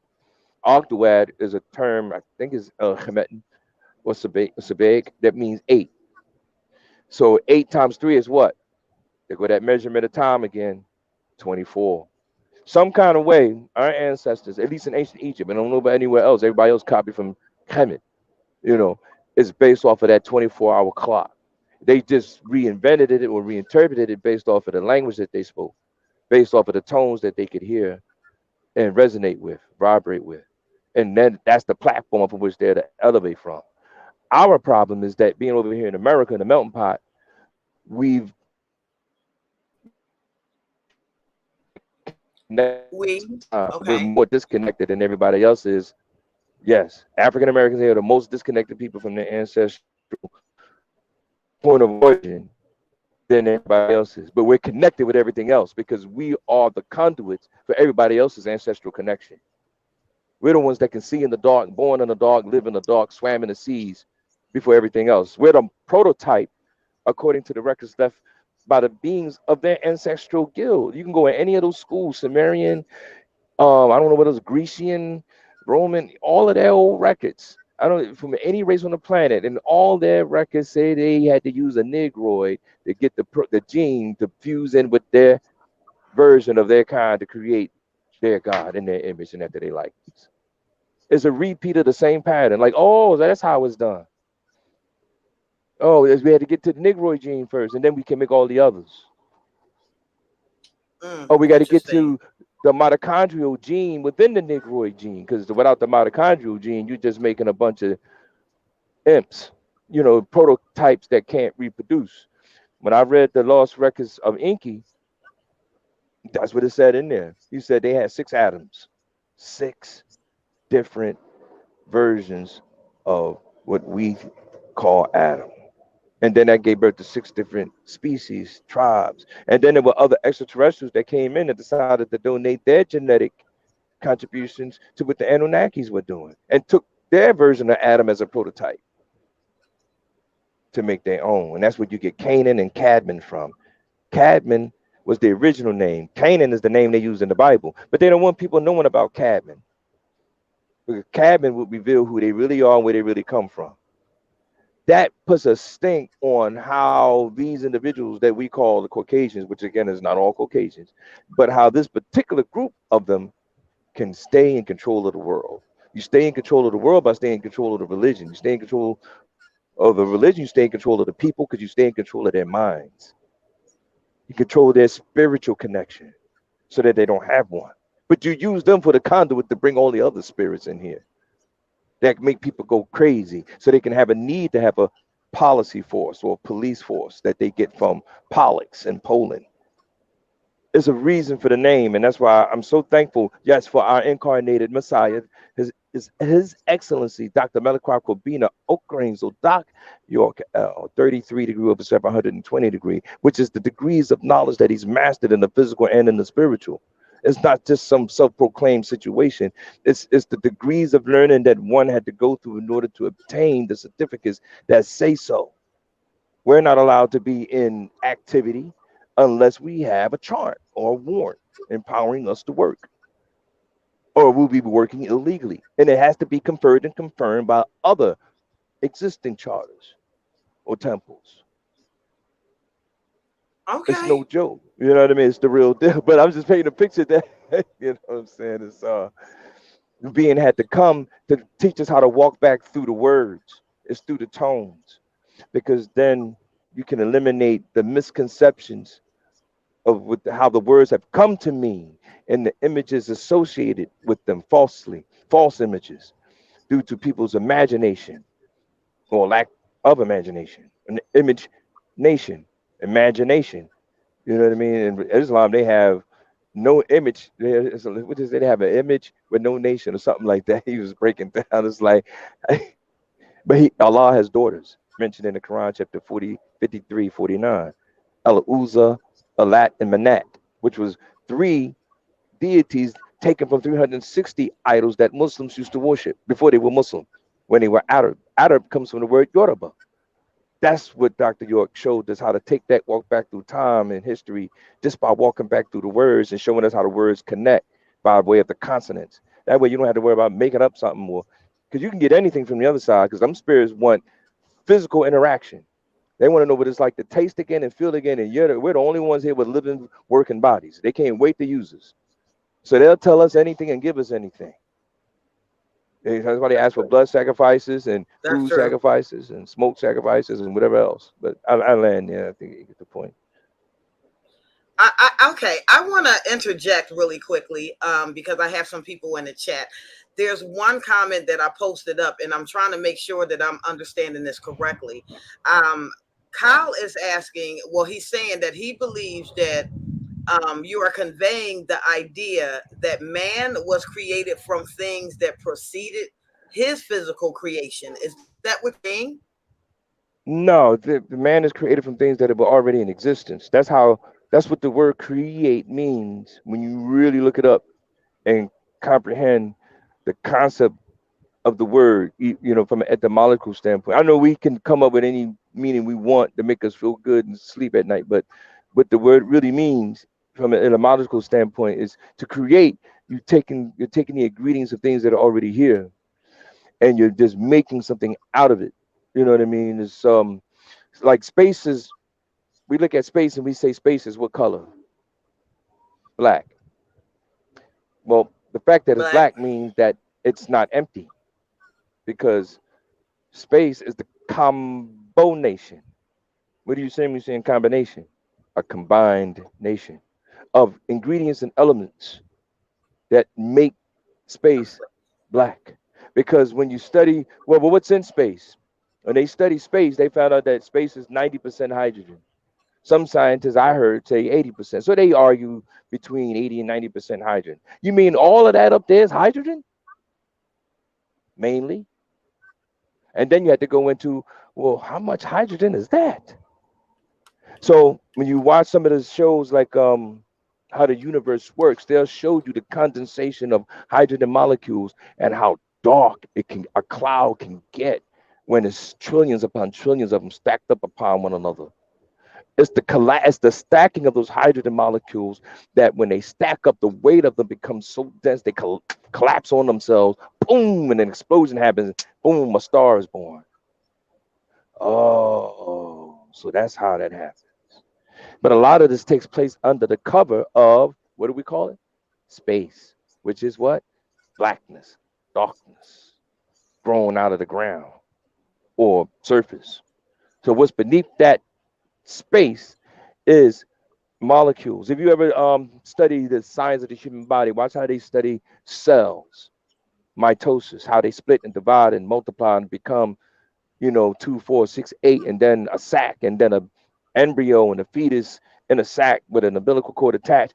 Study how that works. Notice when they study, when they're looking at the chromosomes that are the, how the reasoning and the purpose of how these things function, there's no color. There's no color in the body. Why is there no color in the body? Because there's no light in the body. So they're clear. So where does the color come from? The vibration of the molecule. What determines the color? How fast the molecule is spinning. How do you measure it? You measure it by something called nutation. Nutation. That's something that the scientists come up with called a wobble in the spin. So apparently dimensions are measured by a wobbling in the spin of the molecule that's within the vibration of that molecule. Sort of like if you spin on a top and there's a slight dent in it or something sticking out of it, it kind of alters the spin a little bit, like it's a little wobble. But if you spin it fast, you kind of don't notice it because it's spinning so fast for your eyes to catch it. But unbeknown to yourself, or even a tire, there's a slight bubble in the tire. When you go slow, you feel the wobbling, the bump, boom, boom, the unevenness. But when you're going fast, you kind of don't feel it. Okay. It's just, Okay. that's what establishes the vibrations from a molecular point of view. Once that is established, then you start giving uh, the manifestation to bubbles, air pockets for each vibrational plane. In these air pockets is the beginning of the birth of what we call the etherian being, which is the makeup of the or the shape and the makeup, the ingredients of what the race is going to be on the planet. So if it's Caucasians, they come from a sixth etheric level. For the next step up would be the seventh ether beings. That would be I think your Australian, no, not Australians. We call it Dravidians, Hindus. The eighth level would be your Aborigines in Chinese. The ninth would be your Negroids. Anything below six ether is kind of like what we would call in human terms a D-man, a demoted being from the sixth to the fifth, because six is the death of nine. We're born as nine ether beings. The nine ether is the combination of all the ingredients in the universe. It's the combination of all the gases and materials in the universe. So when you start going down from nine, you start leaving out some of the material. You don't have all of the melanocytes produced in the melanosome chambers. That's what produces melanin in the epidermis of the skin. Some beings have different amounts of melanocytes produced in those chambers within the epidermis of the skin, which is why they come out a little lighter, a little darker, a little this, a little that. It depends on the etheric levels we come from. And then you keep going further down till you get to the point of a demon. And then you get to, I should not say, it don't necessarily a demon, excuse me, because that's dealing with after death. But you get to the level of a creature. You might see an alligator as a creature. Before we called it an alligator, when we didn't know what it was a monster with teeth. You see, then you start getting into the fish. We get back to the jellyfish. The jellyfish is just what? A cell. A jellyfish is literally what your cells look like in your body. If you was to get under a microscope or get a book on the brain and look at they call it the tentacles, dendrites and axons. The axons are the longer tentacles that reach out to touch other cells. The dendrites are the receiving signals for the neurotransmitters coming from one cell to the next. That's how cells relay information to one another. So I remember a master teacher teaching us that what an atom is a small version of the solar system. The solar system is an exact replica of an atom, as above or so below. A shark ain't nothing but a jaw with teeth. Okay. That's all it is. You see, when you simplify it, that's what you get down to. And when you get to just an organ or part of a body, it's most of these parts are swimming in liquid. Your brain swims in liquid. The pineal gland swims in liquid. The pituitary gland is in liquid. The heart's in liquid. The blood is a liquid. There isn't anything in this existence in your physiology that isn't some kind of liquid form. So as far as the spiritual state, we're always in a spiritual state. What the question is, what are we bringing in to the physical world of light? Okay. I mean, that was a good breakdown. Hey, I want to give Selah a chance to either rebuttal or ask his question because there's a whole bunch of information that's popping up on the in the comment section. But before I get to reading and asking some of those questions in the comment section, Selah, would you like to talk? Yo, oh man, I'm gonna have to be out in a sec, yo, because I got a call. I gotta go pick up my whip. My mechanic working on it. But what you were saying again? Everything he said, I'm well aware. Like studying the Nuwabians and being around them for years, decades. I'm familiar with everything he's talking about. Okay. All right. So I'm gonna start asking some questions. Selah, if you have to be out, go Yeah, it's ahead. about four. Because I peel out. I whenever peel you out at 4 o'clock. I got 8 minutes. I peel out at 4 because I got to be somewhere before okay. 5 o'clock before they close. Okay, so I'm going to screw up. I'm going to scroll up a little bit. Okay. All right. Now, what do we have here? Okay, those are just statements. Okay. The womb, if that. Okay, Bronx Yogi says, the Bible does say, I knew you in the womb. If that be true, you wasn't technically put together yet. I don't think that was a question for you, though. That was a nice comment. How many versions of Adam are there according to the Sabians? Oh, Lord. Oh, here we go. Okay, how many versions of Adam were there according to the Sabians? 6. 6 versions, 6. Nazim. 6 versions. Yeah. 6 versions, Nazarene, 6 Yep. versions. Mm-hmm. Okay. Second question, and all that is required to live and practice the righteous way. Okay. Okay. Kevin I didn't Sears, understand he the first comes in one. and he says, I knew you in the womb. Okay. no, I was just reading it. It wasn't a question. Read them all. I'm going through Okay, the it was chat, a so statement. I can let that go. Okay. Gotcha. Kevin Sears says, why are only Masons allowed into space? And that be the verification for science makes me suspicious.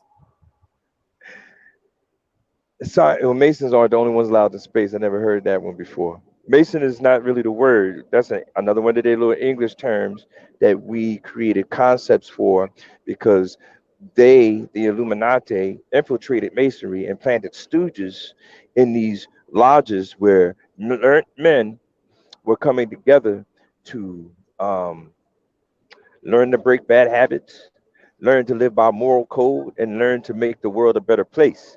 But there were other men, Illuminati, who were illuminated, right? That had ulterior plans. You can do the research on the Illuminati that set up stooges in these lodges, which gave them a satanic or satanistic approach. Because the fact is that you have good human beings and bad human beings. That means you have good Masons and bad Masons. But they all use the principles of Masonry and its rituals and how it's set up in order to conduct their meetings and conduct their affairs, whether it's to do good for the world or whether it's to control the world. But the rules and regulations to uh, connecting the mind, illuminating the mind with one idea, which is henceforth you get the idea of the New World Order, Novus Seclorum, or whatever it is. You know, the lodges is to help build and strengthen brotherhood. What cause? Well, you gotta you have to find that out yourself by whatever temple you join. There's a lot of different temples. All of them are Caucasian, all of them are Negroid, all of them are satanic. But the Illuminati use that to hide themselves in so that we would do what we're doing now. Blame all the Masons. Blame all Masonry.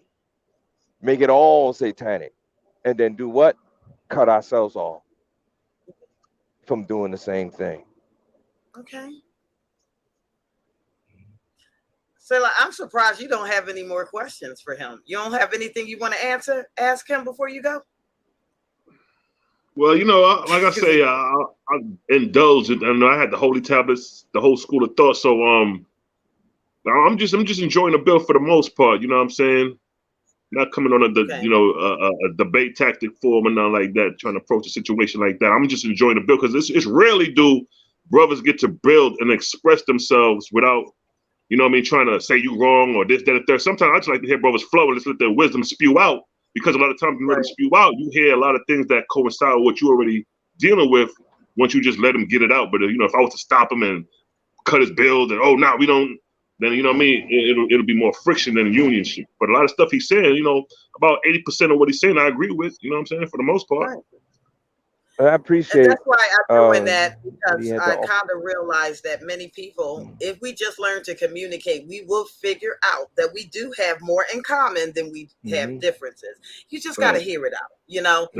Okay, so Stephen Spiritual Light Shock, he says, he asks, is that all the information that you just spewed out?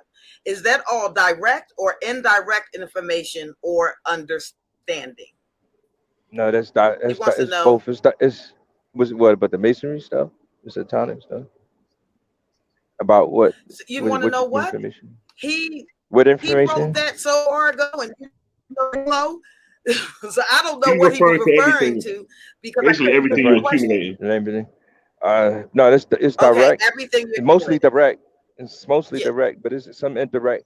Yeah, and it's what was the other one? Understanding to an overstanding in actuality. And I wanted to say, appreciate building with the brother Selah. You know what I mean? I appreciate the information that he contributed, and it helped me to learn a lot and confirm some things for myself. And I find peace in just about everything he, you know what I mean, that he contributed today.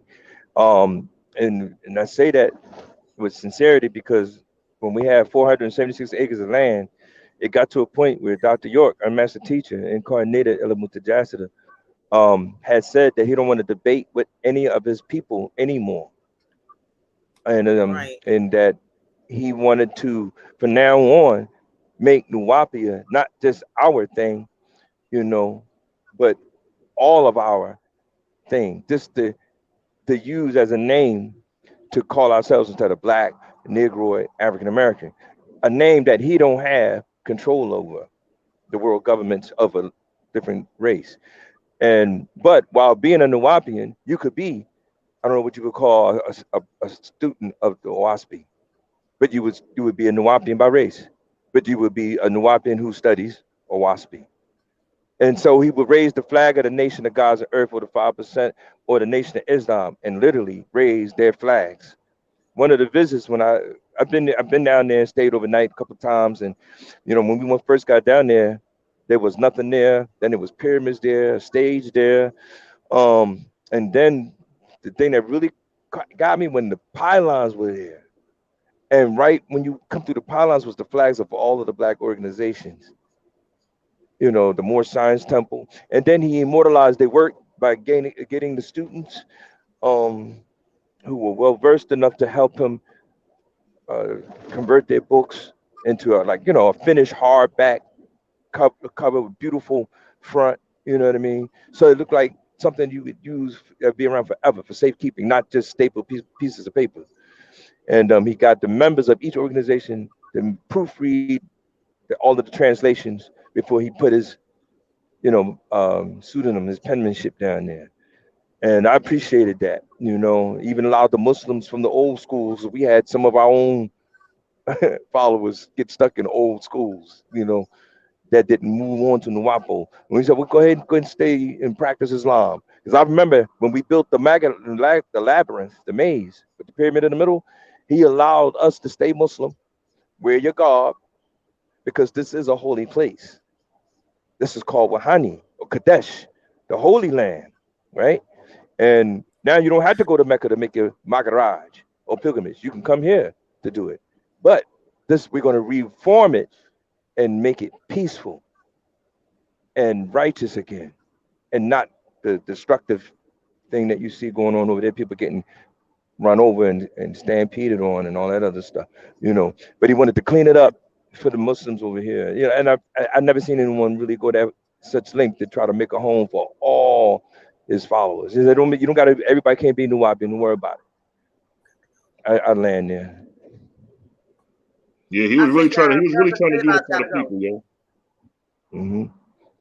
No, I said I remember back in the 90s when he was out here doing this thing, like he was real like 96, 97, 98, 99, those years right there, man, he was strong out here in Atlanta. And you know they had the land out here in the South Georgia.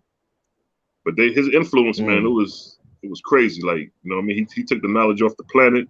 To me, I think he was one of the illest cats to do it. You know what I mean? Like as far as bringing out information on like, you know, like Farrakhan level, the Malcolm X, the Martin Luther Kings, and you know what I mean? Like he really showed his hand on when I seen him. And then, you know, he spoke fluent Arabic and Hebrew. You know, that's the for the Israelites, like you can't argue that. You know what I mean? If you were Israelite, most of them try to learn Hebrew, and this man's speaking it fluently. So it's like, who better not to learn from who could actually speak the language? He could tell you the etymology of the word, the English back to the Hebrew to Arabic. Yeah, that dude, I give him his kudos. You know what I mean? Like he definitely on top of his game when it comes to that knowledge. Okay. But yeah, though, I gotta go, sis. I gotta go pick this It's been a pleasure, good brother. Yeah. We'll do it again. We'll just continue to ask him questions until he's ready to go. I'm gonna be listening in. I'm gonna be listening in when I'm riding out here.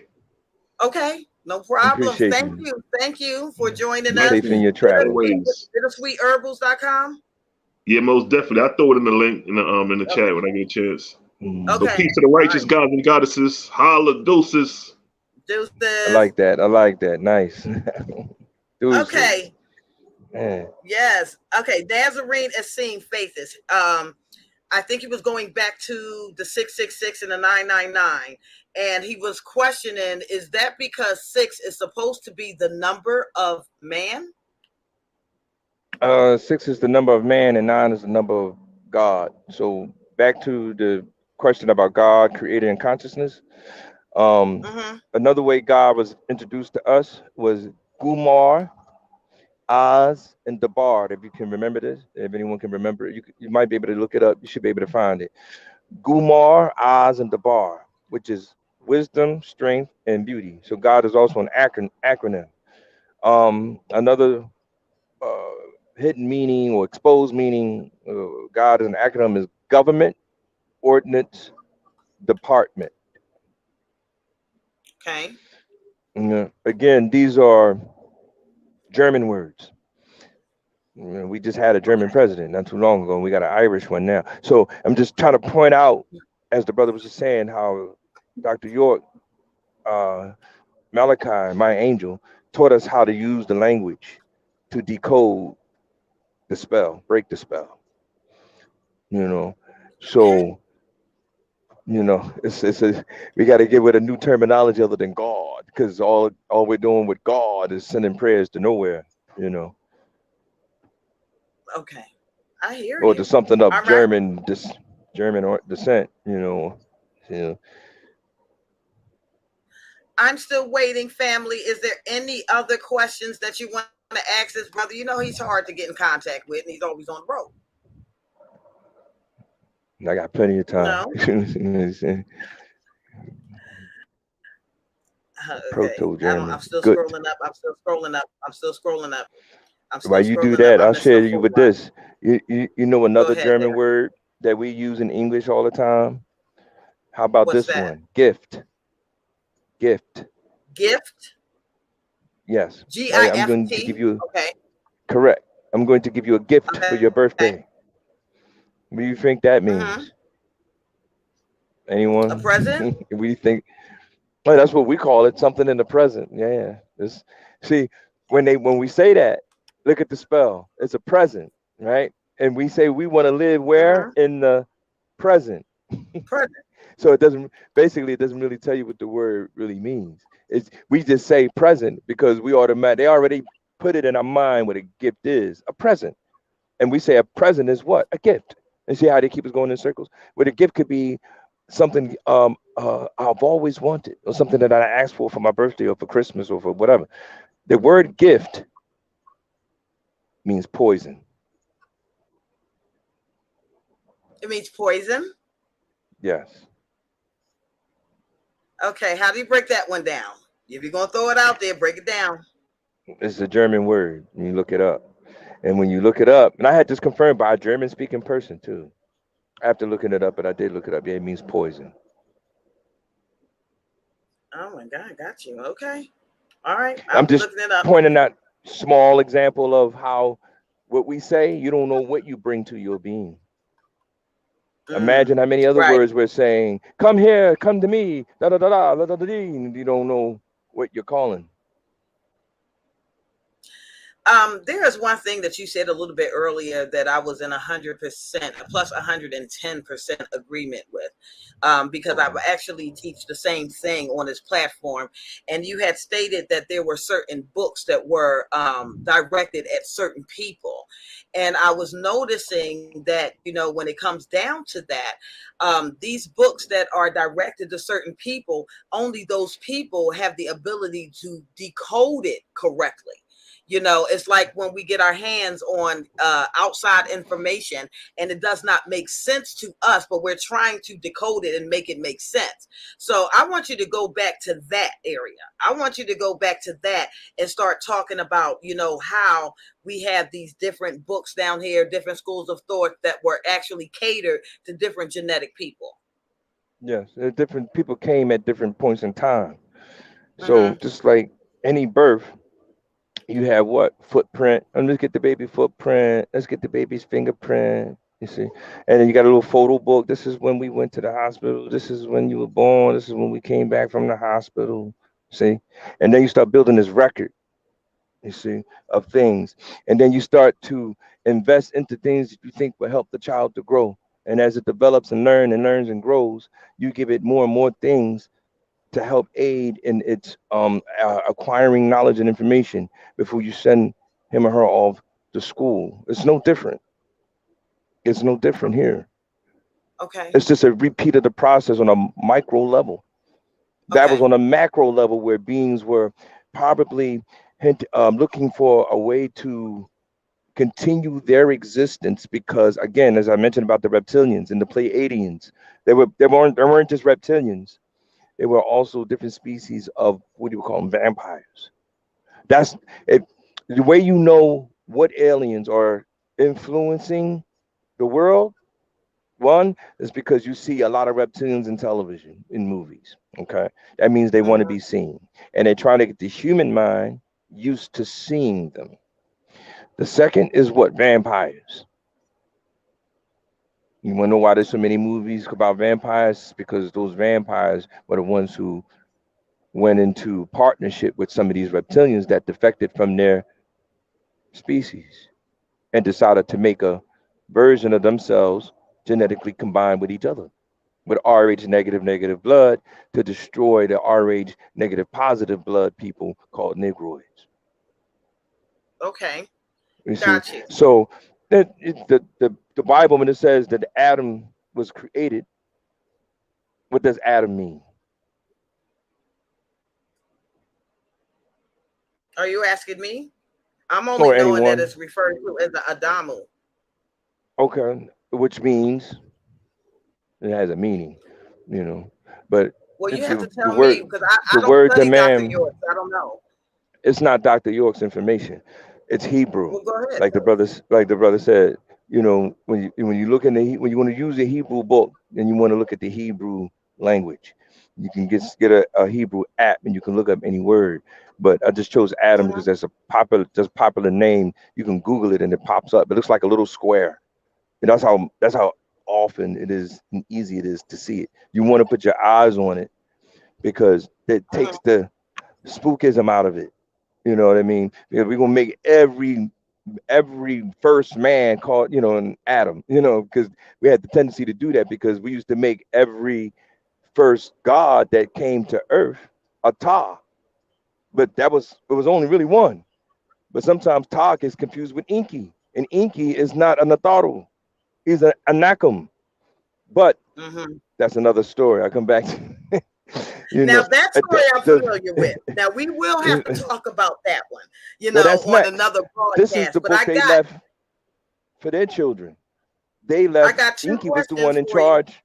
Okay. Adam means blood.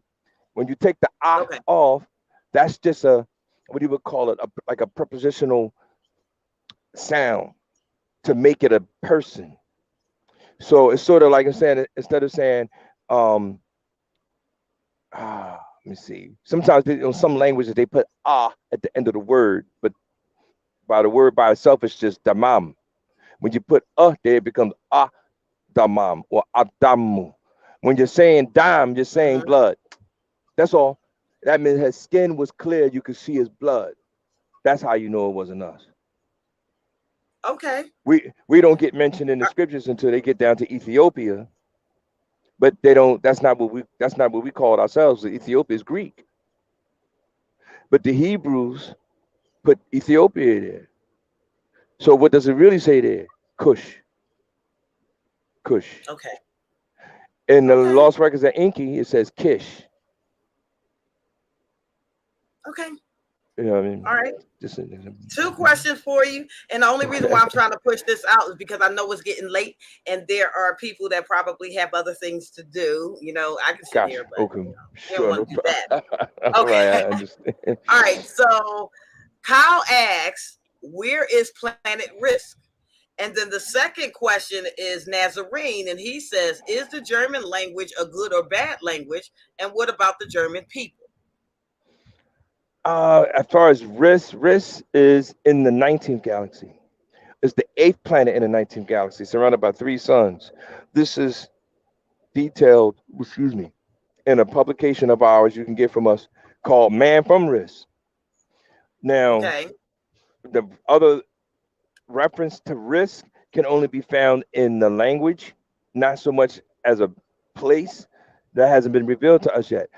Some things he would reveal to us as gems for or reward, meaning that because of our studious nature and we following him, he got our attention. What I mean? He opened us up. We the baddest Muslims, Hebrews on the planet, baddest Christians on the planet. We know the Right. Bible and the Quran better than anybody has ever seen or heard before. So now we get the reward, which means now we get the secret, sacred information that can't necessarily be proven in some library somewhere. It might be little inklings of this or that bleeding through. So that's how a master protects the secrets, because the word secret don't mean just say it all, tell it all. No, secret means, let me see, secret, a little bit out at a time. You're still spoon feeding them. To us it sounds heavy, but Are you to the talking rest of the about like world, secretion? yes, exactly. Okay, go ahead. Yeah, things seep through, water seep through cracks and crevices and finds its way back to the source, even though it may just be a little drip or a drop. But a drop can also be an ocean depending on how small the existing micro, um, you know, um, bio whatever animals are within that drop of water. So it's just the way that there's all is in with the all. So we get we say rewarded or awarded from a being who has 76 trillion years of information, who can tell us what's on the other side of hydrogen. That's basically that's what there's an example of. You start to get rewarded these gems. Um, if there's dark matter, then, which is 24% of space is dark matter, then 76, the other 76 or 75% must be dark energy, Right. untapped Okay. energy. You see anything unused, and then it only takes 24% of it to be dark matter to create what we call this multiverse or the cosmos that in which we live in. And what was the other question? I mean, risk, you can find risk in the Sumerian language or in the Arabic language, as they call it, as Okay. Razaka. Razaka. I think it's the 19th name of Allah, of the 100 plus names of Allah. It means to provide, the Okay. providers. Mhm. Okay. So the other question, okay, It was a is the question within German that language question. Yeah. is the German language a good or bad language? And what about the German people? And you got to be careful because I have German friends No, I and understand. I love No, my German again, people. it's not all. You know what I mean? Caucasian. Just like it's all Negroes aren't good either. A lot of them are black devils, especially from being over Right. here in America for 4 or 5 generations. I don't Right. care. I don't care how Yeah. dark the skin is. You know what I mean? You can't Yeah. roll. It's about the mind levels now. We Okay. already went through the school of religion. The school of religion is the school of light. Okay. Everything in religion is really there's really only three religions on the planet. Everything else is a subdivision of the main three. And those three got their concepts from what they call ancient Egypt. Hut ka pata is what they're trying to say and don't want to say. But when you look up Egypt, it'll give you hut ka pata. And it said, well, if it's hut ka pata, why won't you just call it hut ka pata? But just giving you an example of the games they play when they want to control the minds of the people by casting the spells. So they put Egypt in your face, not hut ka pata, because they don't want you calling Ta forth. You keep calling on Mm-hmm. hut ka pata, he'll be here. No, keep calling on Egypt, which is Egypt. You see, it restricts the pronunciation because it restricts the breathing passage. Egypt. Everything is from the tongue and the Egypt. You say hut, you gotta breathe. Hut ka, the breath. You gotta Okay. use the whole body. That's the difference between the languages. Now, and the German is kind of like that too. It's still a very beautiful language in its own unique way. It's just that they're using it because the people in the 16th century don't have nothing to do with racism. The people in the 16th century had something more so to do with political takeover, were governed by priests who were Hebrew speaking individuals. And they wanted the Bible translated out of Hebrew into German. So when and if you look up God in the Hebrew, you're not going to see God, G-O-D. You're going to see Elohim, Elohim, Yeah. Alif, Mm-hmm. Liad, and the meme and all that, right? So, and that's more than one. But when they translated it to God, which they got from guard, and also what they got from good, you see the flip? They add one extra vowel, and all of a sudden God is good. And then come up with a bumper sticker religion. God is good all the time. These are propaganda games. Okay. So again, God is just for the ones who know the circle and the square. You see, Okay. and those are the tools that are used to create that. What do they call architects? A compass and a square. Tools Right. of measurement. Right. You Right. see the game, and then they make a circle for the next one, right? They always use the circle because the circle expresses infinity. It expresses that only we know the secrets to the entrance to in a circle. You see, the D is half a circle, so they creatures of the moon. They're literally telling you who they are, and they tell themselves who they are, so they got to remind themselves too, else they'll forget. And some of them have just done that, forgotten. They didn't bury so much of this stuff under casting spells on other people, you know, for political control that they didn't threw the stuff away. They didn't expect most all sudden find this stuff, uncover it, retrieve it, and then teach us how to teach it back to y'all. That's the last thing they hope for. Interesting. Interesting. Okay. All right. Anybody else, The German family? language is like I said, but Germans, German speaking people, they live in Germany. It's beautiful for them. All right. But I'm it going to connects them put to this their out there ancestors. one time. Oh, he just said it to me. I'm Cut sorry. it. I don't know when I don't know when I can Sorry. talk right now. Do I need to pause? If you're still going, Go ahead. just let me know. This kid go, all right, I got you. Well, I No, just want to say no, I'm it's not good. trying to It's interrupt good. you. This last statement, it cuts them. It's good for their ancestors because it puts them in tune with them, in line with them, in vibration and tone. But it cuts us Okay. off from ours. That's all. That's all. Oh, okay. So I think what you're trying to say, well, I don't know what, well, I think what you're trying to say is when we're speaking outside of our own language, using our own tones that was designed for us, that what we're blocking our ascension or our communication and dealing with something else. Yes, you want somebody else's line. You become food for Okay. the gods. You So become let me served ask up. this. If that is the case, right? If that is the Mhm. case, and we have extraterrestrials that are dealing with their own family, and I'm speaking a tone that is not of my biological makeup, genetic makeup.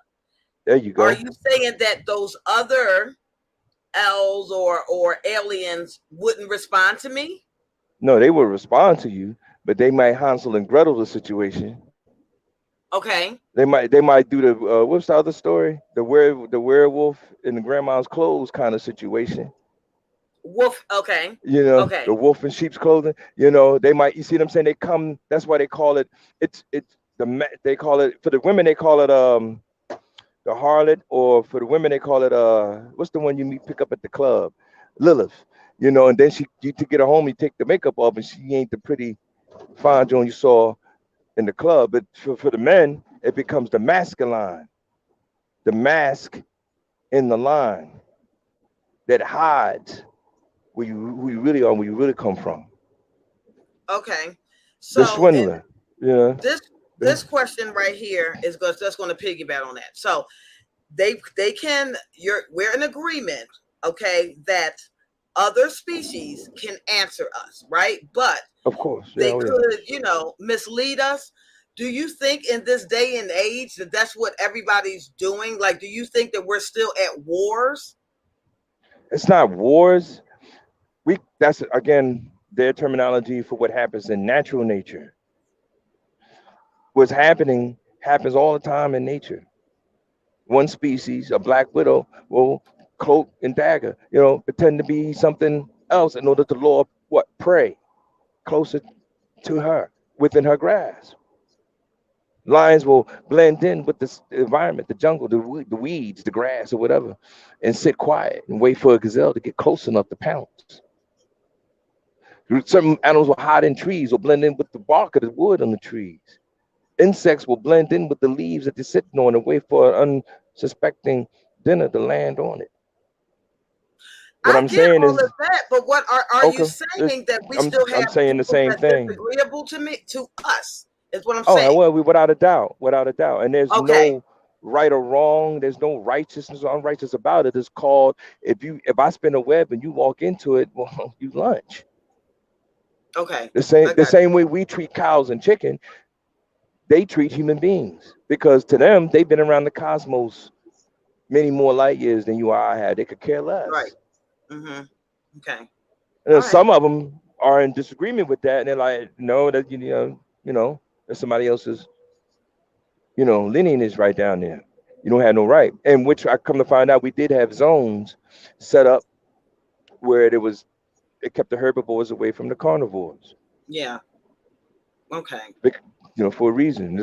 We call it being kosher today. You know what I mean? So, and we see habits and customs of it bleeding through society every day.